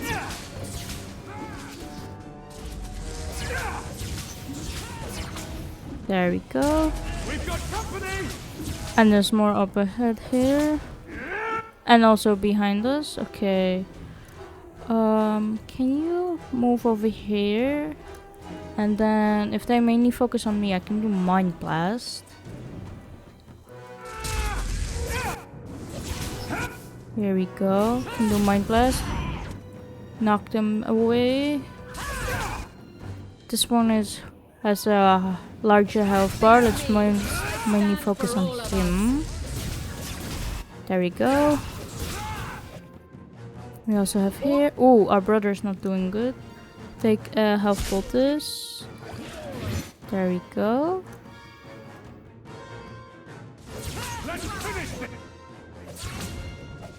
Can attack them there. Aveline, you can also attack. Oh, there's only one left. Never mind then. Ooh. Quickly, before they regroup, we must Oh, sorry. press towards the wilds. We got an injury kit. Okay, let's see. I leveled up. Put it more in magic and willpower. Maybe I should put a point in constitution and get my health a bit up, maybe. Okay. So we have elemental. I mean, our sister has elemental stuff already. Ooh, and this has Stone Fist and Petrify. Ooh, I like those. I like them a lot than the Origins. So I think I will go for this one then. There we go. And then Aveline. Can put some in Constitution. Maybe Dexterity and Strength. There you go. And so, so you have Weapon and Shield. Let's see. Warriors who specialize in shield trade damage for protection. Attacks made with one-handed weapons hit a smaller arc than two-handed weapons. Although shield users have the perfect tool at hand for knocking foes around the battlefield. So you already have shield defense there, and you also have shield bash. And you also have this Guardian. Aveline has outlived too many of those she loved. Ooh, years of hard training and loss have shaped her into an immovable force, an invaluable ally. But I can't get this yet. I need to get at least level 7. So I'm guessing this is something for later on. So I'm guessing this is like her own special ability. Let's put more of it than in Weapon and Shield. Is this also new? Defender. I'll put it in Shield Bash for now. There we go. Let's see, they drop some stuff here. There we go, got money and a health potion. There's something here, however. Got lyrium and stamina, I can take that. There's a chest. Only rogues can open that up. I don't have a rogue in my party yet. There we go. And this is about the potions. Yeah, they already have like a quick bar there in there. Anything else new here? Doesn't look like it. Let's see. There's a deaf refugee here with health potion and Kakari Wilds. It is said that in the midst of the Black Age, when werewolves stalked the lands of Ferelden in numbers that kept every farmholder indoors and a hound on every doorstep, a powerful owl of the Alamari people stood and declared that he would put an end to the threats. His owling stood on the border of the dark forest on the southern border of the Ferelden Valley, and he claimed that the werewolves used the forest to launch their midnight assaults on humanity. For 20 years, his owl led an army of warriors and hounds deep into the forest. In his hunt for the werewolves, he slew not only every wolf he came upon, but also every member of the chastened wilder folk. Any of them, he said, could harbor a demon inside and thus be a werewolf in disguise. For 20 years, the forest rang with screams and the rivers ran red. The tales say that an old chastened woman found her sons all dead at the owl's blades. She pulled one of those very blades from her son's heart and plunged it into her own chest, cursing the owl's name as she did so. Where the blood touched the ground, a mist began to rise. It spread and spread until it was everywhere in the forest. The owl's army became lost, and it is said that they died in there. Others say they wander still. The ruins of this Arlen stands to this day, filled with the ghosts of women waiting eternally for their husbands to return. The forest of the legend is, of course, the Kakari Wilds. There are as many legends about the great southern forest as there are shadows, or so the saying goes. The chastened wilder folk have made their home there since mankind first came to these lands, and the wildlands spread as far into the south as anyone has ventured. Beyond the mist are vast tracts of snow, white-capped mountains, and entire fields of ice. It is a land too cold for mankind to survive, yet the Ancient eke out an existence even there, and they tell of horrors beyond the walls that the lowland folk could not begin to comprehend. To most, Ferelden simply ends with the Kokari Wilds. There is nothing beyond. The wild is a land of great trees, wet marshes, and dangerous monsters. What more need be said? From Land of the Wildest by Mother Alice, Chantry Scholar 918 Dragon. That's interesting. So this is what we read. Okay. And Bethany and Carver both leveled up. Let's see. Can do the same. There you go. Magic and willpower. And we have Pyromancer. Long practice with wielding flame increases all fire damage that the mage inflicts, including basic attacks from a fire staff. Can take that. And then Carver. Let's put it in dexterity and strength. Can we put more here? We can put it in Giant's Reach. The warrior's two-handed attacks rips through the air with such power that each generates a shockwave past the point of impact, effectively extending the weapon's reach. This affects basic attacks, Whirlwind, Mighty Blow, and Scythe. Can do that. There we go. Let's go up here then. See where this leads. This is basically where we started at, right? Ooh. Ooh, that's the ogre. Maker, give me strength. Oh no.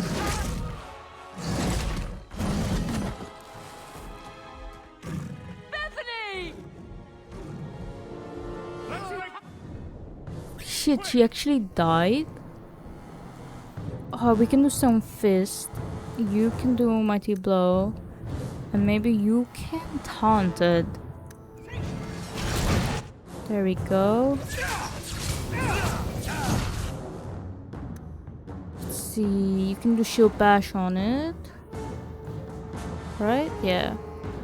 And there's also more here. More Darkspawn.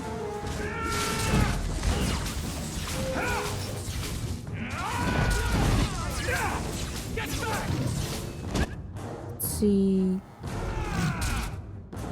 Can you do Mighty Blow or anything? No, not yet. You activated that. Okay, that's good.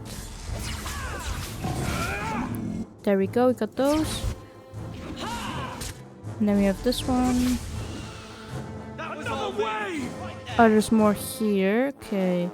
Can do Stone Fist. Oh, they're coming from every direction. Okay, I see. Let's mainly focus here then. There we go. Then we have this one. Can do Mind Blast. There we go.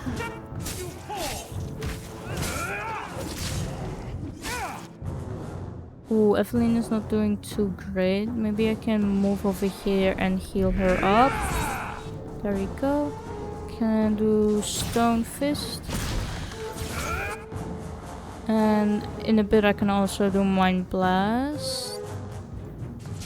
You can do this. Mind Blast it. Nice. There we go. And these two left. And this one over here. Bethany, wake up. The battle's over. We're fine. I'm sorry, mistress. Your daughter is gone. No. These things will not take Bethany.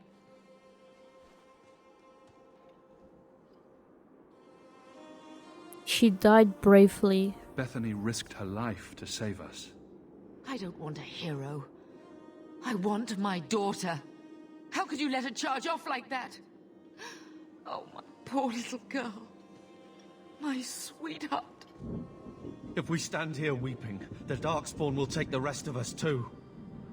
Allow me to commend your daughter's soul to the Maker, mistress. Ashes we were, and ashes we become. Maker, give this young woman a place at your side. Let us take comfort in the peace she has found in eternity. I will never forget you, Bethany.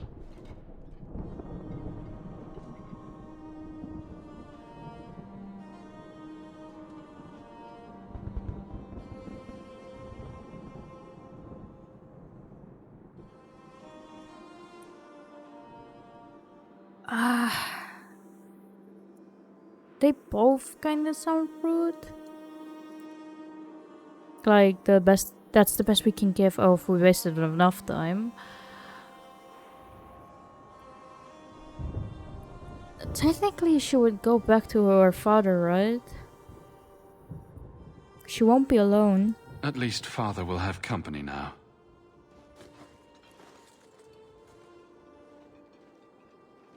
Flames.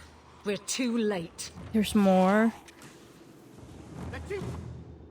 Okay, let's see where they're coming from. Mostly from here. Can do Stone Fist. There we go. They're also coming from here. Let's help out here mainly.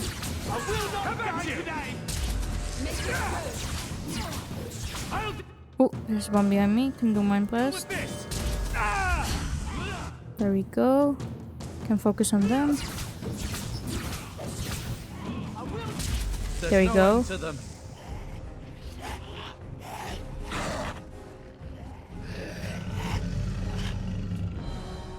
Ooh. So the dragon did appear.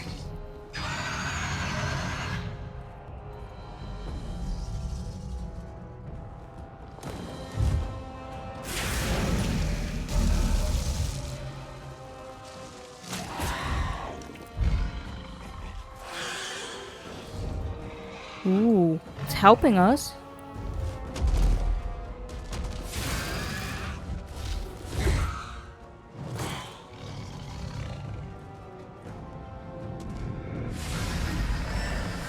It's transforming.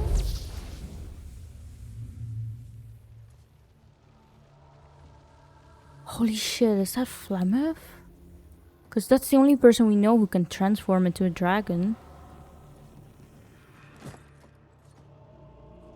Well, well. What have we here? It is.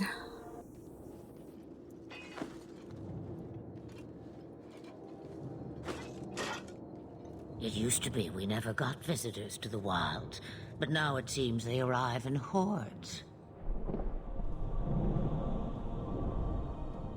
Thank you for saving us. I don't know what we would have done if you hadn't arrived. I do. You would have perished. You still may. If you wish to flee the Darkspawn, you should know you are heading in the wrong direction. So you're just going to leave us here? And why not? I spotted a most curious sight. A mighty ogre vanquished. Who could perform such a feat? But now my curiosity is sated, and you are safe for the moment. Is that not enough? We need to get out of here. We won't be able to get through the Darkspawn on our own. They are everywhere, or soon will be. Where is it you plan to run to, hmm? We're going to Kirkwall, in the Free Marches. Kirkwall? My, but that is quite the voyage you plan. So far, simply to flee the Darkspawn.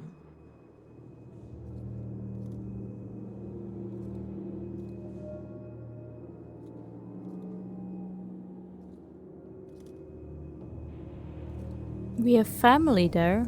Our home is gone, and we have nowhere else to go. I see. Hurtled into the chaos you fight. and the world will shake before you.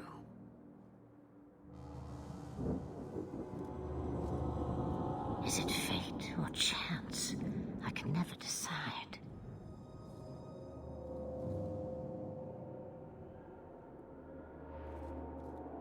It appears fortune smiles on us both today.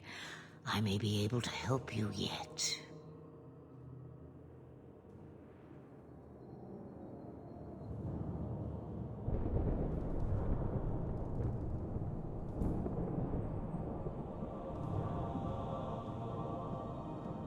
Just like that. There must be a catch. There is always a catch. Life is a catch. I suggest you catch it while you can. Should we even trust her? We don't even know what she is. I know what she is. The Witch of the Wilds. Some call me that. Also Flemeth, Asha Belinar, an old hag who talks too much. Does it matter? I offer you this. I will get your group past the Horde in exchange for a simple delivery to a place not far out of your way. Would you do this for a Witch of the Wilds?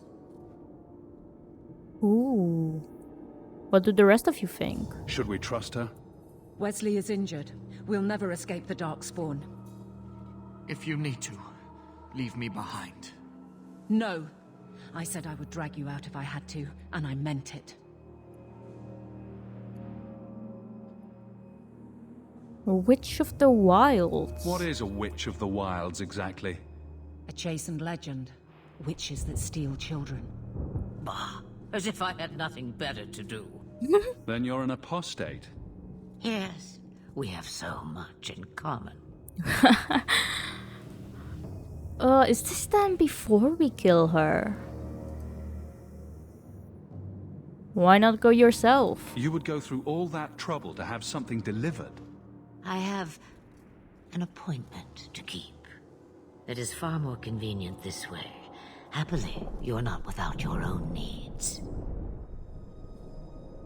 What will we be facing? How much trouble will this delivery be exactly? About as much trouble as my saving your lives not 5 minutes ago. We need to know details. That's a lot to ask without telling us what this involves.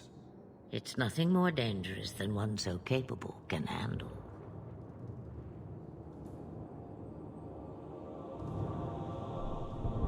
We'll accept your help. We don't have much choice. We never do. There is a clan of Dalish elves near the city of Kirkwall. Deliver this amulet to their keeper, Marithari. Do as she asks with it, and any debt between us is paid in full. Before I take you anywhere, however, there is another matter.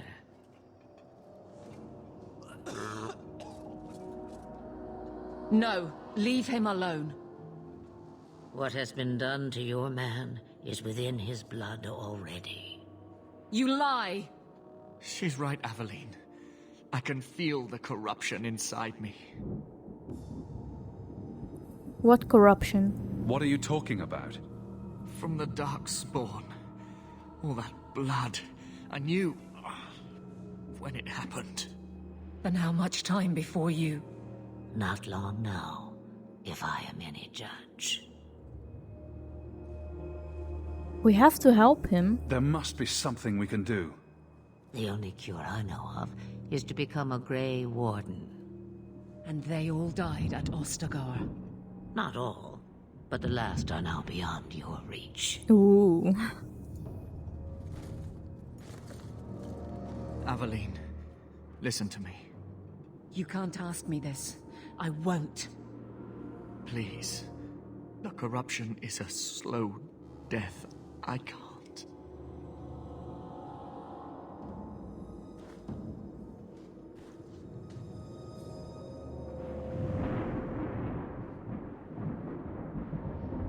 It's up to you. He's your husband, Aveline. I can't decide his fate.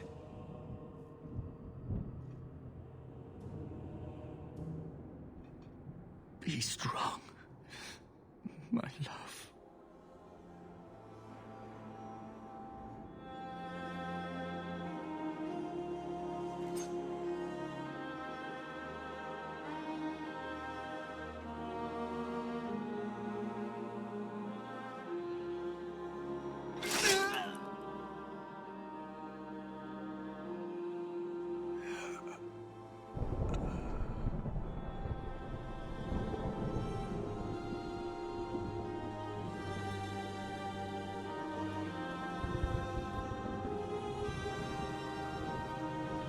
Without an end, there can be no peace.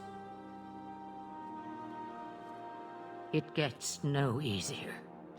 Your struggles have only just begun.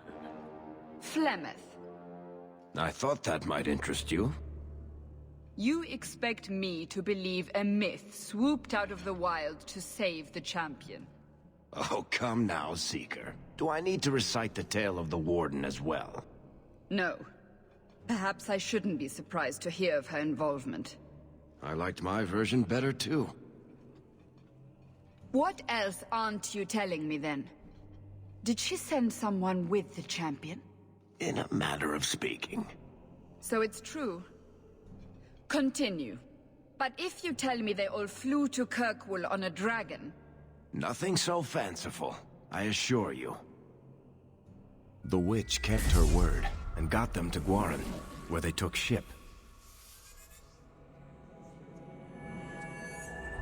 They sailed north across the waking sea, lashed by terrible storms.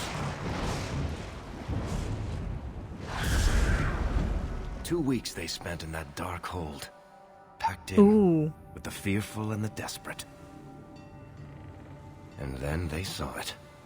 Kirkwall, the city of chains. Long ago it was part of the Imperium, slaves coming from far and wide to work the quarries. Now, it's a free city, but I use the word loosely. Sail through those black cliffs and you'll see what the slaves of old saw. The gallows, welcoming you. That's where their ship landed, with all the rest.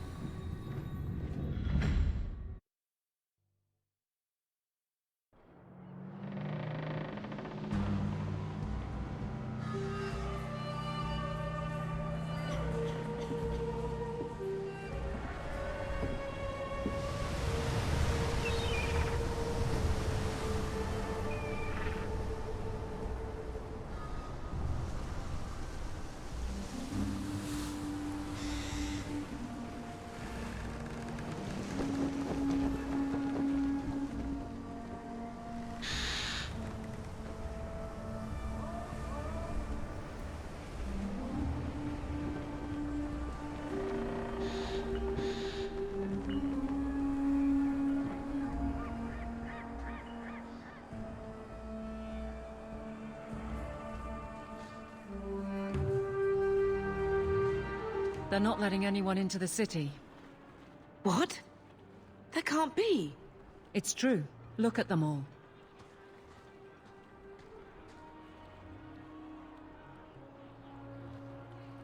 Are we really surprised? Everyone's fleeing the Blight. Just as we are. And they would throw us all back to the wolves. Unbelievable.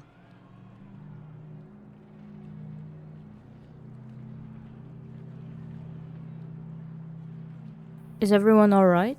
So long as we're all safe, that's more important. We need to find Gamlen. Our family has always been highly regarded in Kirkwall. He can do something, I'm sure of it. Let's hope he received your letter. The guards seem to be reporting to that man. Perhaps we should speak to him. Ooh, we got +10 friendship with Aveline. We also have a codex update. Flemeth, you are required to do nothing, least of all believe. Ages ago, legends says Ben Conobar took to wife a beautiful young woman who harbored a secret talent for magic, Flemeth of Highever, and for a time they lived happily until the arrival of a young poet Osen, who captured the lady's heart with his verse.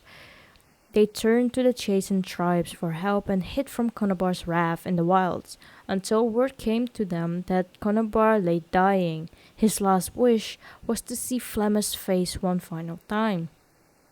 The lovers returned, but it was a trap. Conobar killed Ozen and imprisoned Flemeth in the highest tower of the castle. In grief and rage, Flemeth worked a spell to summon a spirit into this world to wreak vengeance upon her husband. Vengeance she received, but not as she planned. The spirit took possession of her, turning Flemeth into an abomination. A twisted, maddened creature, she slaughtered Conobar and all his men, and fled back into the wilds. For 100 years, Flemeth plotted, stealing men from the Chasen to sire monstrous daughters, horrific things that could kill a man with fear. These Kakari witches led an army of Chasen from the wilds to strike at the Alamari tribes. They were defeated by the hero Cormac, and all the witches burned, so they say. But even now the Wilders whispers that Flemeth lives on in the march, and she and her daughter steal those men who come too near. Morrigan's mother saved the last Grey Wardens from death at the top of the Tower of Ishal, but just who or what Flemeth truly is a mystery. And then we also have Bethany Hawke.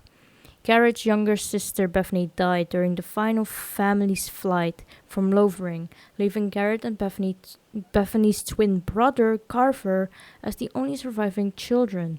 Like Garret, Bethany was an apostate mage in hiding from the Circle since childhood. Protecting Garret and Bethany from the Templars became the defining fact of the family's life, forcing them to move frequently and live well below their means in small hamlets like Lothering. Bethany was close to her eldest sibling and idolized and envied the way Garret embraced magic, but she could never give up her resentment of being different and fear for what their future would hold. That's so sad to hear.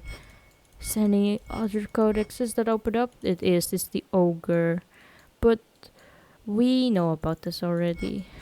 There we go. Let's see. Is there anything else here? What are we going to do? I'm not sure. I'm guessing we just talked to the guard over here, right? Let's see. Get back to the crowd, you lot. Trying to bully your way through won't get you into Kirkwall any faster. But you do intend to let us in?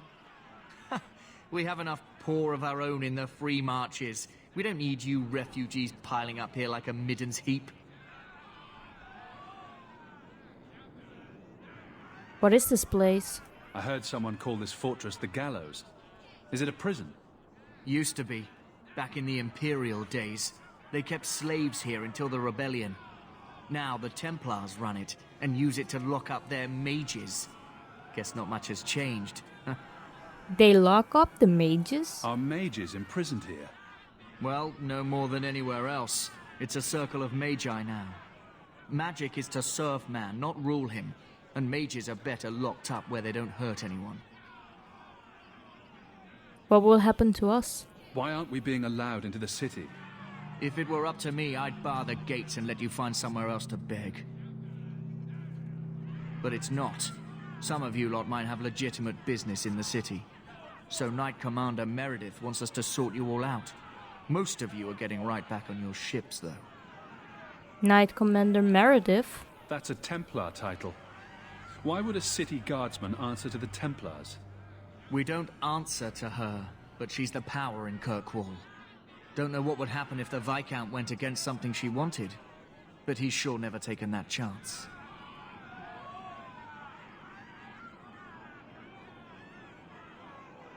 Tell me who to talk to. There must be someone in charge I can speak with.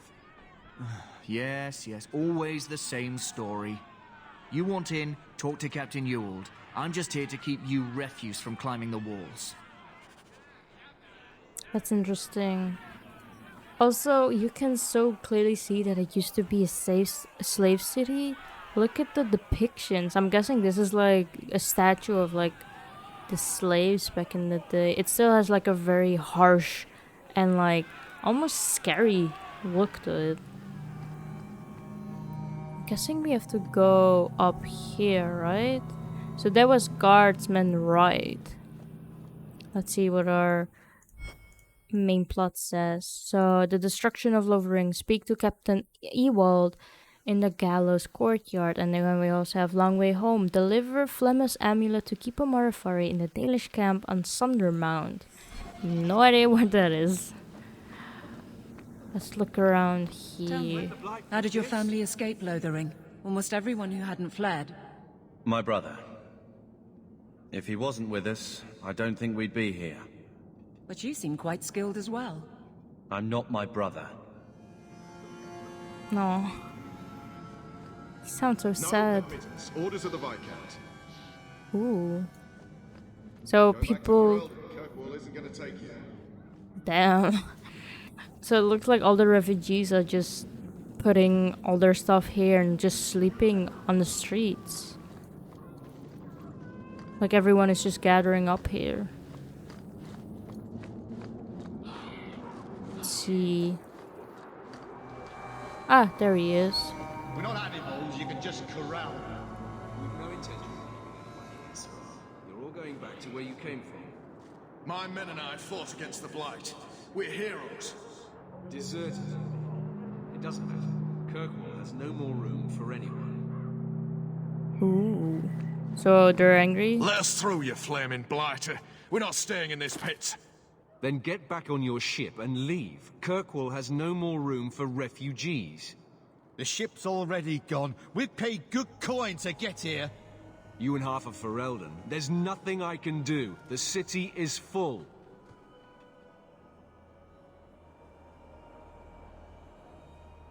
Ooh. A guard told me differently. One of the guards said you were letting in people who have business in the city. That's right. We've seen you let lots of people through. Citizens and merchants that make it worth our while. I'll assume that you don't have any more coin than these gentlemen. We've been letting you Fereldans in for months. You're too late. There's no more room. But we've got family here.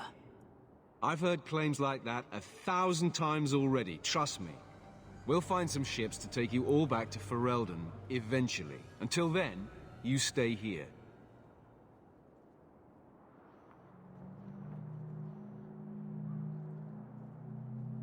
Be reasonable. Our uncle is Gamlen Amal. He knows we're coming. Surely someone could find him. Gamlen? I know that name. He's a nobleman here in the city. Our family has an estate. A nobleman? The only Gamlen I know is a weasel who couldn't rub two coppers together. He comes back, I'll bring you to him. But I don't have time to... What?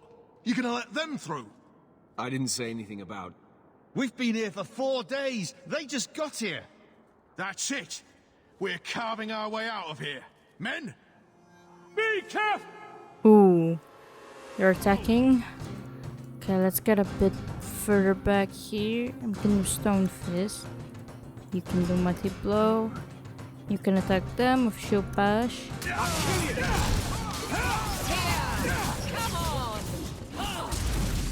Ooh, it's quite a lot of people. Oh, let's keep attacking them.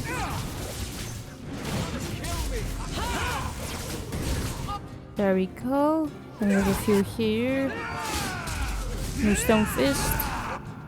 There's one here in the back as well. You go through me before anyone else. Can heal up our brother. There we go. Oh, there's also here in the back. And also here.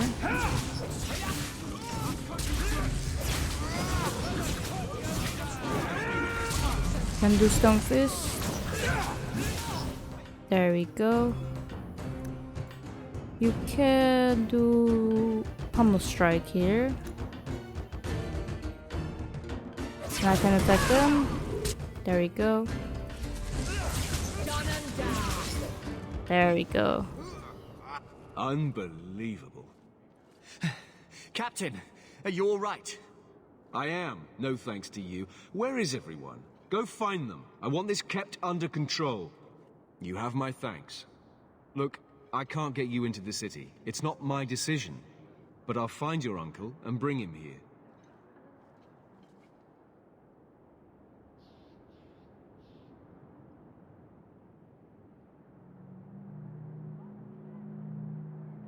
It's been 3 days. This waiting has to end. I'm sure it won't be much longer. Gamlen must still be looking for us. And if he's not? Wait, I think someone's coming.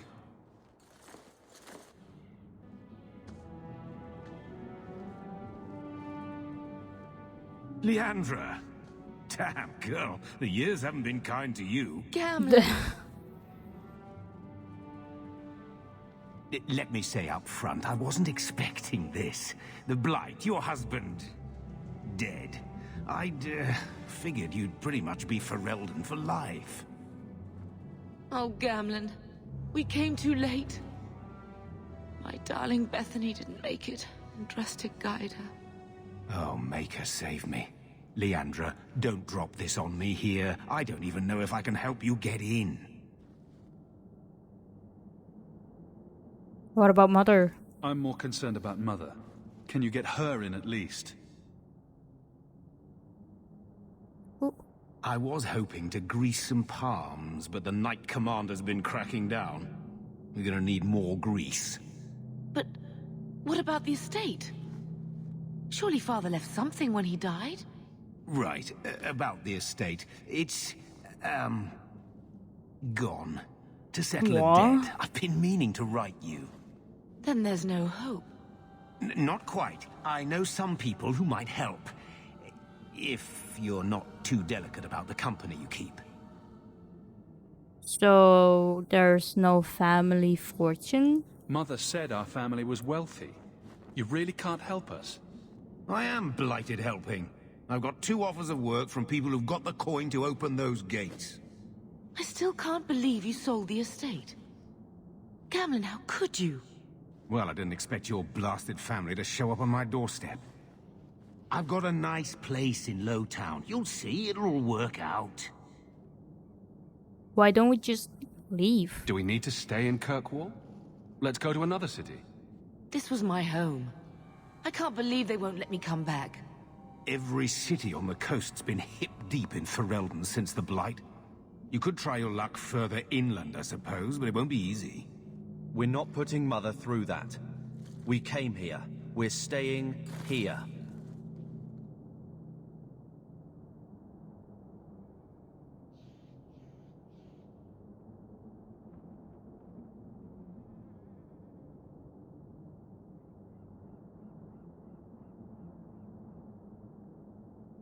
We can't stay here. We don't have any choice, do we? I need to get my family into Kirkwall. I talked to my contacts, and I found some people who might be willing to pay your way into the city. The catch is, you and your brother will have to work off the debt. For a year. A year? A year? It's the best I could do. Trust me when I say a bunch of refugees won't get a better option anywhere else. So what's a year? I'm sure we'll be free and clear before we know it. I managed to convince my contacts to come to the gallows to meet you personally. Mirren heads up the mercenary company, the Red Iron. They're looking for recruits. Fenril, I guess you might call her a smuggler. Either one of them can help you. All you need to do is find them in the courtyard and convince them you're worth the trouble. Carver, what's your opinion? What do you think about this, Carver? What can I say? Better here than nowhere.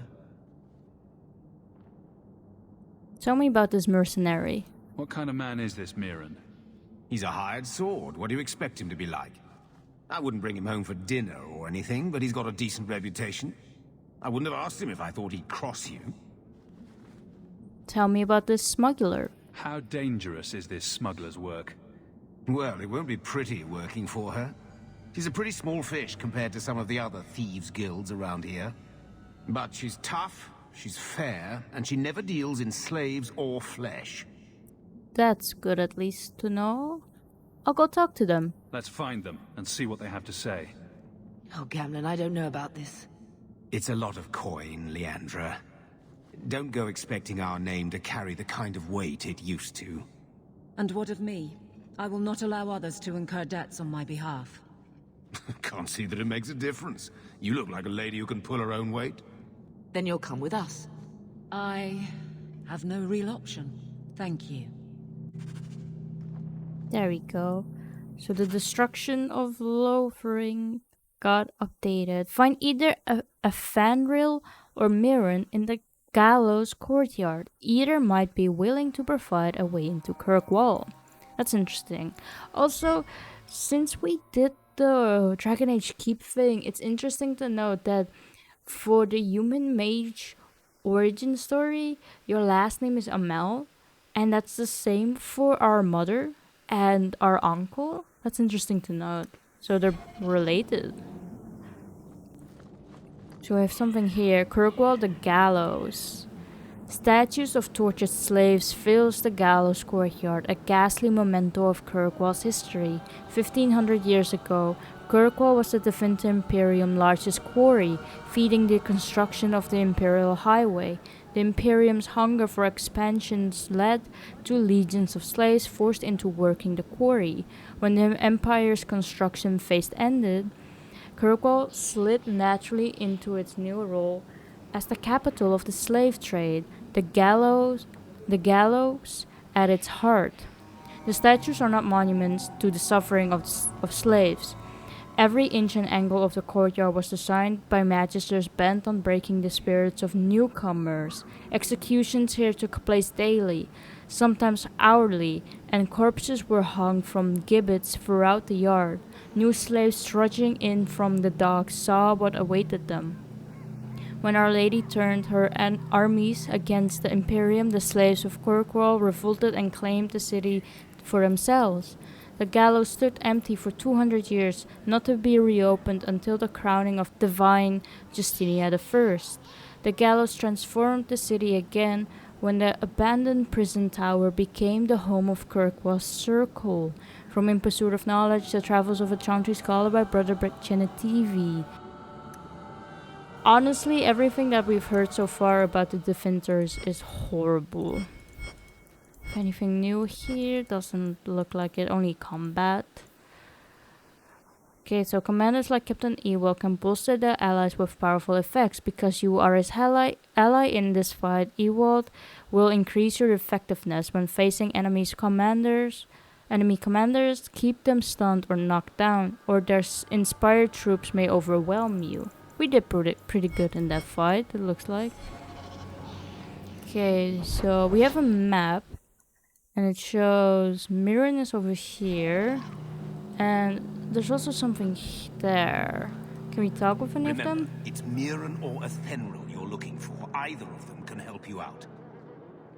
I never thought I would find myself begging to be allowed back into Kirkwall. Can we talk with the captain? So, that was your uncle, was it? Good. I thought he was another confidence man trying to sell promises. I don't suppose he has the coin you'll need to get in. What about our help? We just helped save your life. Isn't that worth something? If it were just up to me, I'd let you through.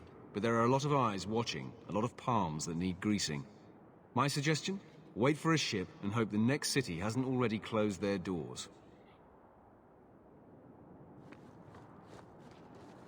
Got a merchant over here, so Mirren is over there. And it looks like a Fanril is over there, okay. Let's see, does the merchant have anything for us? I've already told you, I can't give you any more for them. But that was everything we have. It's all we brought with us. And I feel for you, Sarah, but it's the best I can do. If they just let us into the city, I could get 3 times that price. Myron? Your business is done. But...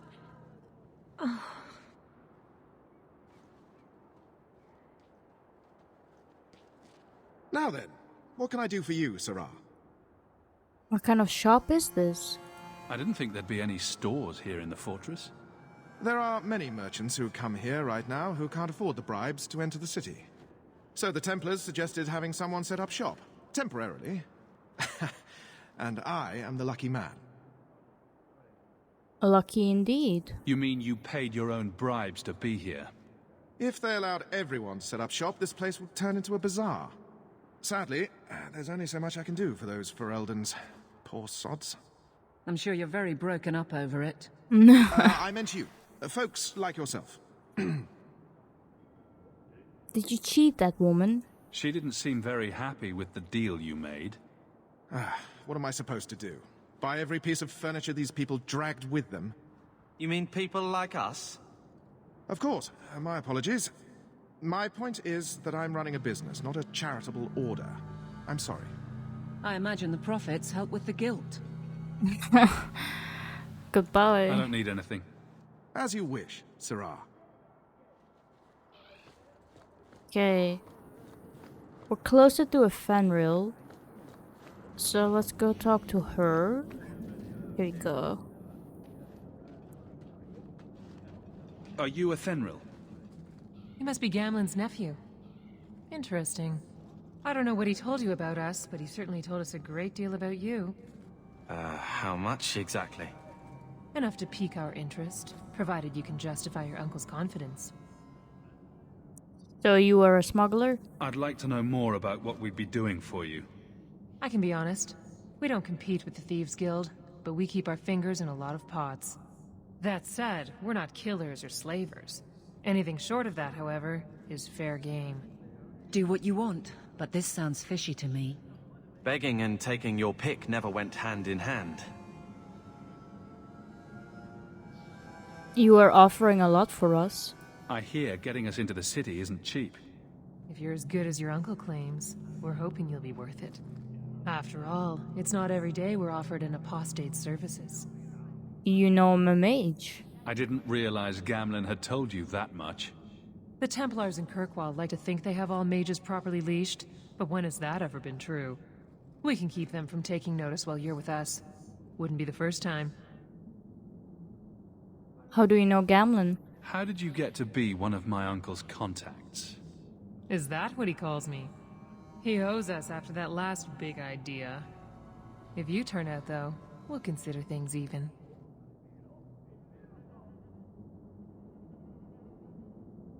Ooh. I don't want to do it just yet. I want to see what Mirren has to say as well. But there's not like an option in between. Can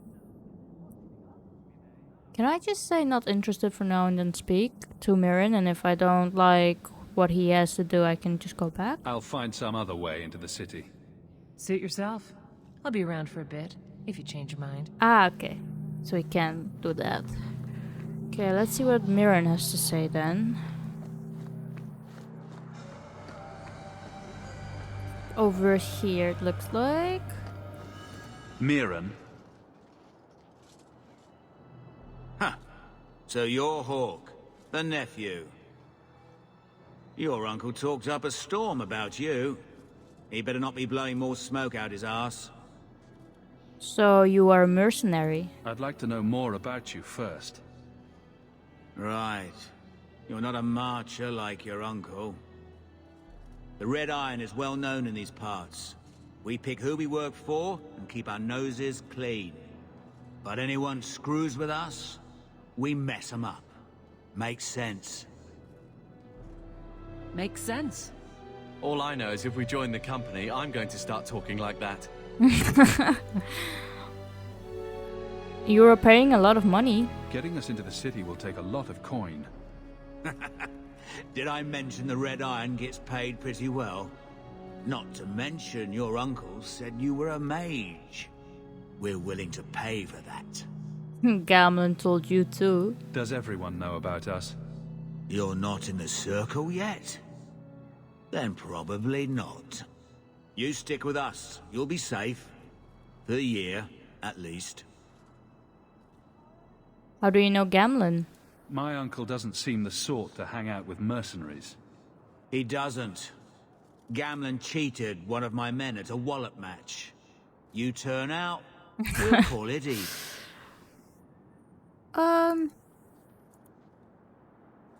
I feel like Mirren would be better.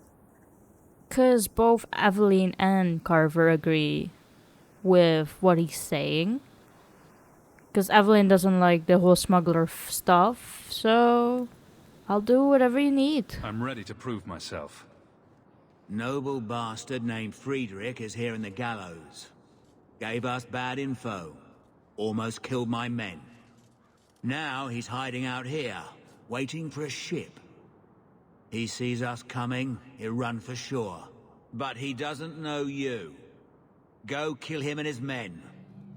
We'll make sure no one asks why. Ooh. Where is he at then?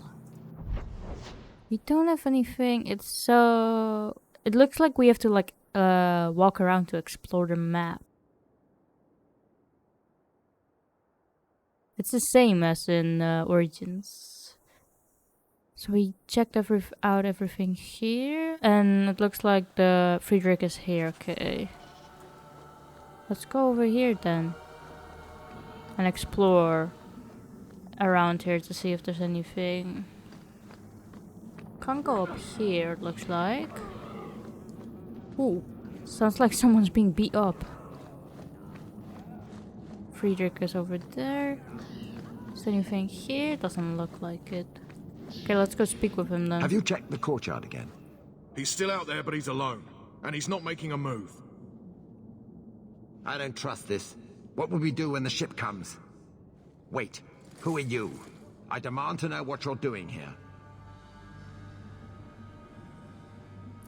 I came to talk. I want to hear what you have to say before I decide anything. Mirren sent them. I'm not an idiot. I could have figured that out for myself. Look, you.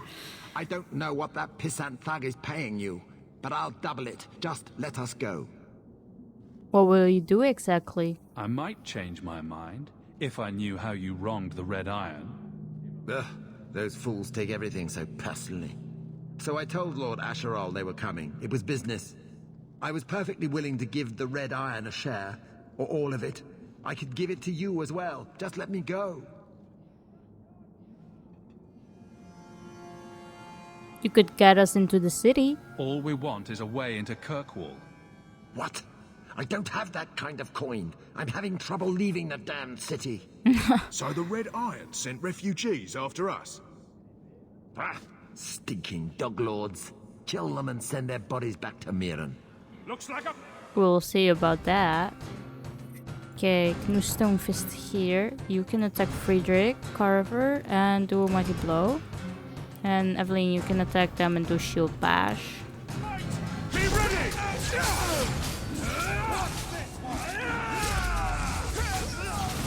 Get back! There we go. And we have Friedrich over here. And Aveline, you can attack him. And we can turn on shield defense. Oh, and there's more. Maybe I can go closer and do Mind Blast. There we go, and I can do Stonefist here. Oh, never mind, there's more here. I'll go over here. Attack this one. Maybe you can help me out, brother, and do Pommel Strike. You can continue attacking him. What a waste!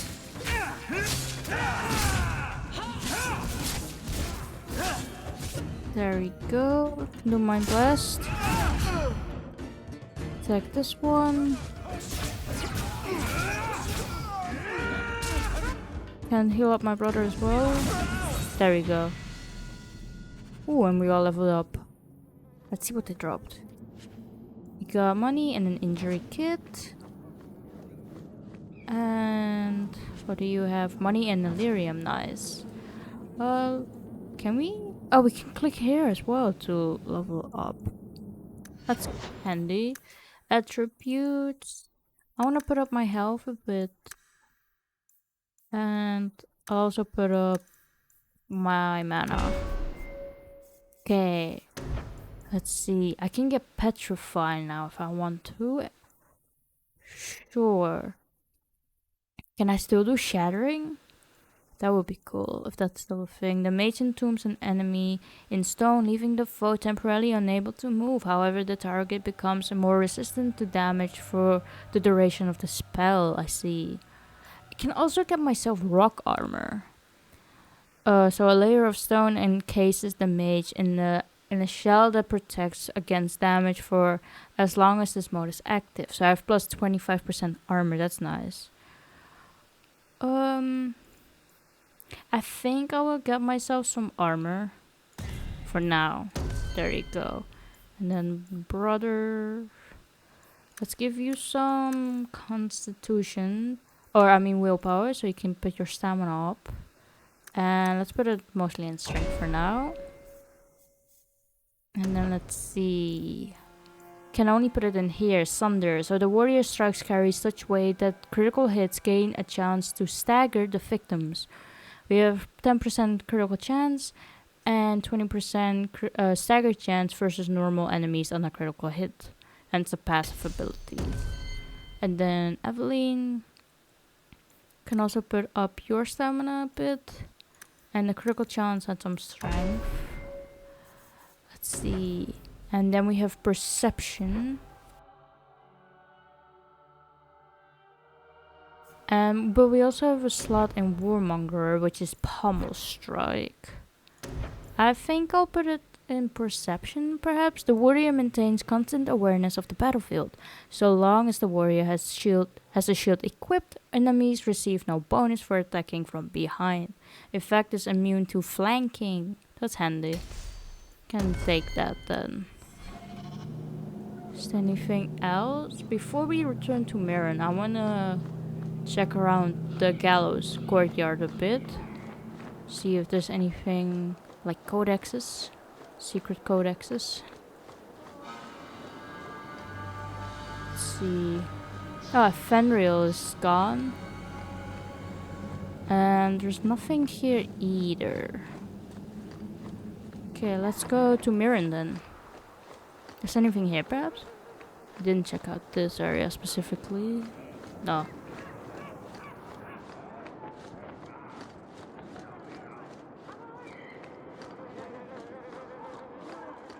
We've done as you asked. Good. May the bloody vultures feast on his corpse and shit him into the ocean. I'm telling you, I love this guy. Welcome to the Red Iron. Tell your uncle I'm making the arrangements now.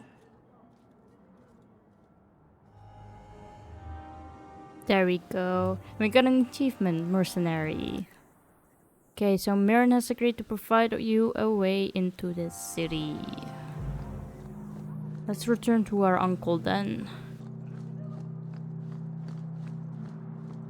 Any luck? Yes, they've agreed to help us.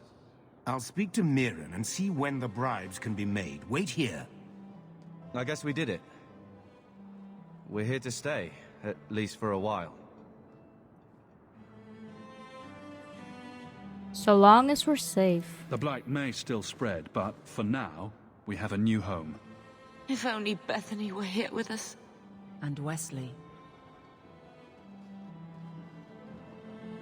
Let's just see what happens. We have a long year ahead of us.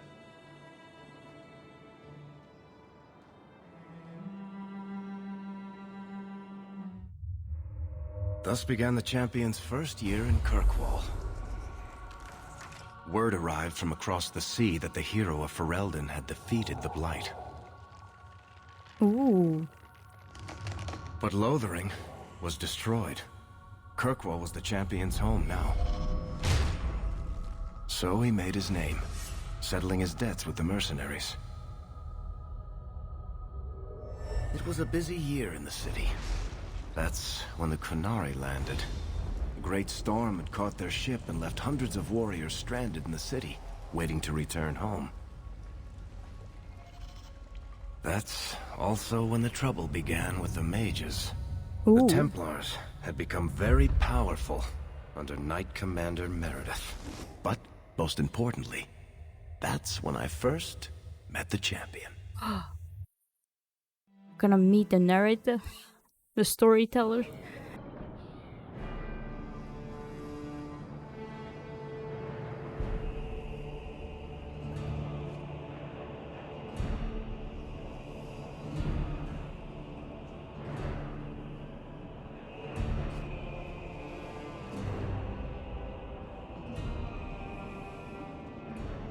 No! Andraste's tits, human. You know how many people want to hire onto this expedition? Look, we know you're going into the deep roads. You'll need to hire the best, and we're... No! You're too late. Already done. The money from this trip could fix everything. You need us. We fought Darkspawn. Look, Precious. I don't care if you tore the horns off an ogre with your bare hands. You make him understand. We're running from your bloody Templars.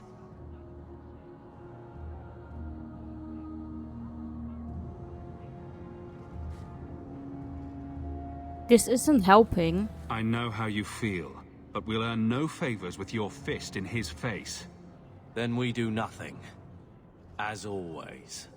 My brother can be hot-headed, but we do have the skills to benefit your expedition. You're looking for a quick way out of the slums, right? You and every other Ferelden in this dump. Find another meal ticket. Well, back to waiting for someone to turn us in.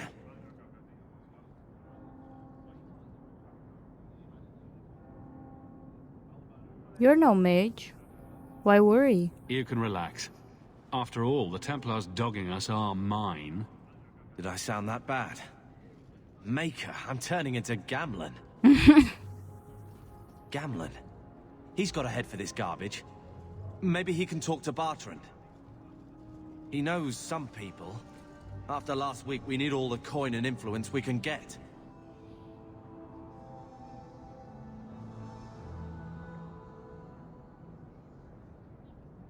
He's helped us get this far. He got us into the city, more or less. If there's a chance he can push Bertrand. Worth checking, I guess. What else can we do? We're losing ground, and I don't fancy waking up in the gallows.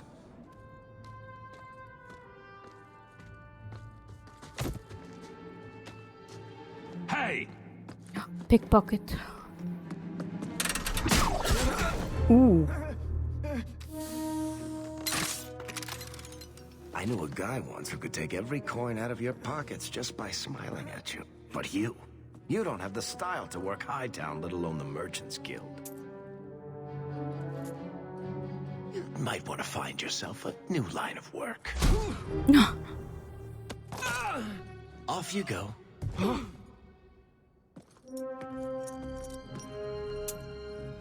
How do you do? Varric Tethras, at your service. I apologize for Bertrand. He wouldn't know an opportunity if it hit him square in the jaw. But you would? I would. What my brother doesn't realize is that we need someone like you. He would never admit it either. He's too proud. I, however, am quite practical. Are you in the expedition? You're part of Bertrand's venture. That's right. The deep roads wouldn't normally be my thing, but I can't allow the head of our family to go down there alone. So as you might imagine, I have more than a passing interest in this expedition's success.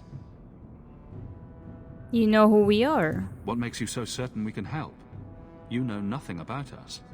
Oh, on the contrary. You've made quite the name for yourself over the last year. Serving with the Red Iron is no mean feat. Yet you not only served, you impressed. The name Hawke is on many lips these days. Not bad for a Ferelden fresh off the boat.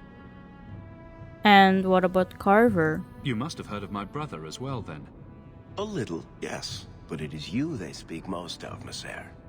That figures. Your brother is certainly welcome to join us by all means, but I'll leave that in your hands. Oh, I'm going. Without this expedition, we won't last out the year. How do we reason with him? There must be some way to persuade your brother to hire us on. We don't need another hireling. We need a partner. The truth is, Bertrand's been tearing his beard out trying to fund this on his own, but he can't do it. Invest in the expedition. 50 sovereigns and he can't refuse. Not with me there to vouch for you. You'll share the profits. Your brother doesn't seem like the sort who's willing to split profits. My brother is many things, but he is not stupid. Far better to share the profits than be trapped in a tide with 1,000 Darkspawn between you and the exit. Trust me, he'll come around. You would vouch for me. Why would you stick your neck out for a complete stranger? I'd rather take a chance on someone with your reputation than head into the deep roads unprepared. And besides, we'd be your partners. I'm willing to give a little trust if you are.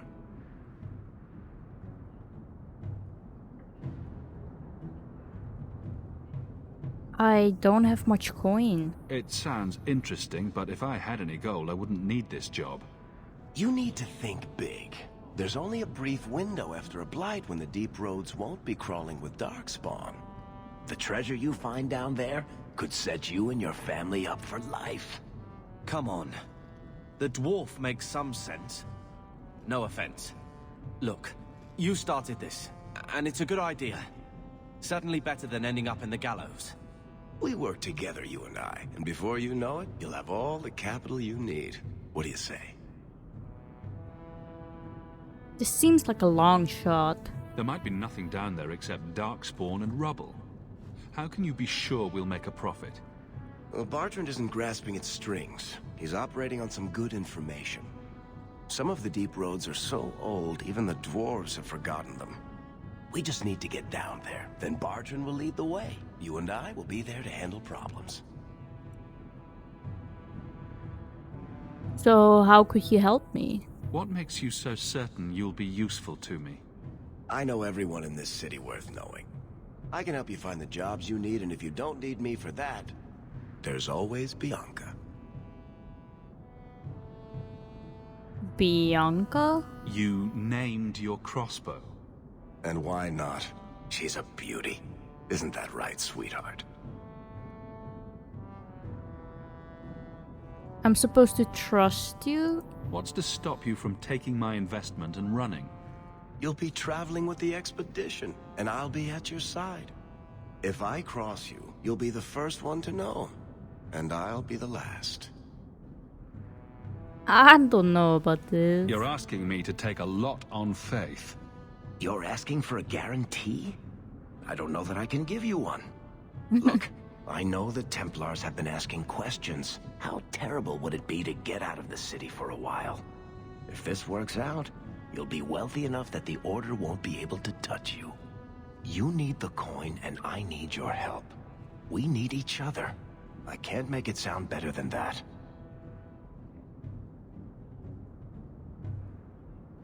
I'll do it. You have a deal. Perfect. Kirkwall's crawling with work. You set aside some coin from every job and you'll have the money in no time. Sure. Easy. But maybe Aveline's got some bounties out. She joined the city guard, right? We should talk privately when you get the chance. In the Hanged Man, maybe. I'll be there when I'm not with you. Now, let's go see what trouble we can stir up. Keep a hand on your coin, Hawke. There are more cut purses in Hightown than in the rest of the city combined. Interesting. So we have a few more updates, or codex updates. So we have Bartrand Tefres, Carver Hawke, the hero for Relden, and Ferric Tefres. So for Carver, it says 100 ways to run and we choose backward. Whatever you say, but chasing an old name isn't really starting over. Strong and strapping, Carver is a skilled warrior set on proving himself, although it's not always clear who he is trying to impress. The son and sibling of mages, he grew up surrounded by magic he couldn't truly understand, and he feels like something was expected that he could never deliver. He cares deeply for his family, but sometimes feels like the stupidest person in the room. Carver foundered in Lothering. He blamed his lack of direction on not wanting to draw attention to his family of apostates at home. After his father died, he started down a military path. However, the blight and rout at Ostagar ended his career almost before he could start it. While he knows that swift flight was the only reasonable course in the face of the Darkspawn advance, he almost would rather have stood and fought. Doomed though the effort was, facing the Horde had purpose, something Carver has been searching for. That's interesting. So he's searching for a purpose. Then we have Bartrand. half of Kirkwall wants to be my best friend right now. The history of the noble house Tefres stretches back to the foundation of Orzammar. The memories say that 3 times a child of House Tefres took the office of Assembly Steward. They held appointments in the Shepherd of Memories and the Shepherd of Golems, but no longer. In the second year of the reign of King Endren Iduken, Lord Enfer Tefres was found guilty before the assembly of willfully manipulating proving matches in favor of his house. For this affront to the ancestors, he and all his house were sentenced to exile on the surface.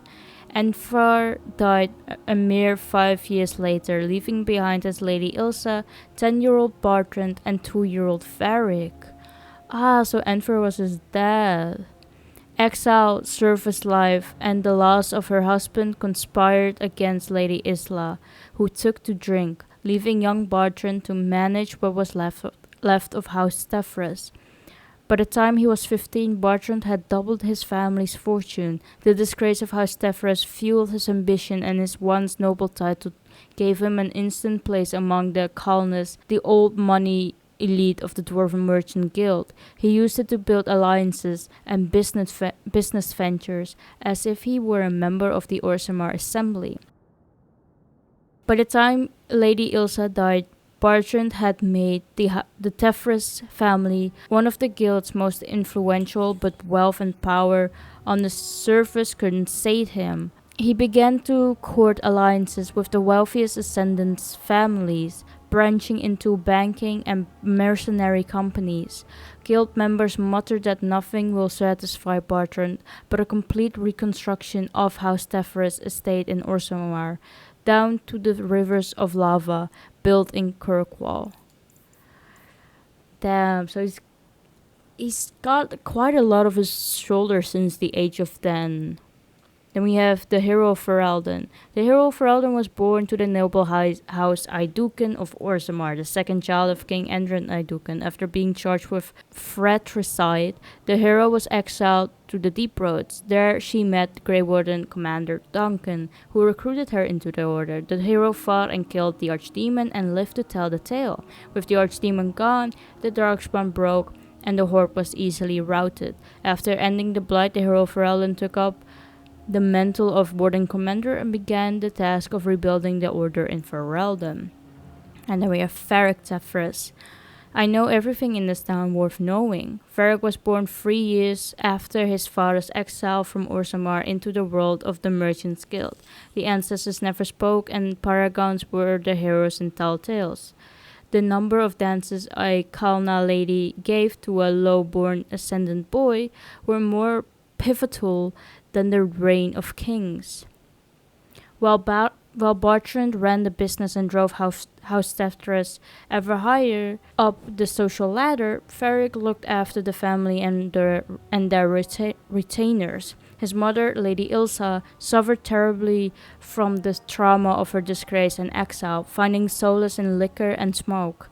It fell to her younger son to try to curb the worst of her drunken rages, to keep her from becoming a matter of public scandal, and to care for her when she fell ill from her excesses. Though he is famous throughout the Merchants Guild for his stories, Varric speaks rarely of himself or his family. Most of Kirkwall knows him. Everyone has bought him a drink at least once, for the sake of his fictions rather than his family connections. Ooh, that's interesting. So it's kind of like a bard almost. And you think here we have companions, visiting companions' home bases to have longer discussions than you can in the field. Lore, places, and creatures, that's all for now. And now we have Varric. We only have abilities, it looks like, not attributes to fill in. So it looks like he's a archer, so with Bianca, sabotage, subterfuge, specialist, scoundrel, and marksman. So what does this say? Varric specializes in picking off distant targets and suppressing enemy ranks. This talent tree is required to equip Varric's treasured crossbow, Bianca. We have Sabotage. Rogues who excel at these abilities are adept at stupefying and undermining their foes. Then we have Subterfuge. Subterfuge talents focus on tricky maneuvering and deception to gain the upper hand in battle. Then we have Specialists. Specialists rely on precision, power, and speed to overwhelm their opponents. And Scoundrel. Rogues proficient in these deadly, dastardly talents delight in exploiting their enemies' weaknesses and controlling the flow of battle. And then we have Marksman, which I'm guessing is a specialty for only Varric. Varric will never tell the story of how Bianca earned her name, but no one can deny her effectiveness. That's interesting. Let's put some in here then into Bianca. We have Bursting Arrow. This arrow explodes on impact, showering the area in shrapnel and flame. Has 34 fire damage, 3 times the amount of elemental force, diameter of 5 meters, costs 30 stamina, 20 seconds of cooldown, and its activated ability. We can do that. There we go. So this is a very interesting start to Dragon Age 2. I'm curious to see what more it will show to us. We already have a bunch of new quests. I really like this so far. It's really good. I like that it is after the Origins, basically, because it skipped a year. So it only took Origin, or like our Warden, a year to get rid of the Blight, basically. And now we're here as Hawke in Kirkwall. So I'll leave this episode here, and I'm very curious to see what will happen in the next one. So I'll see you guys then. Bye!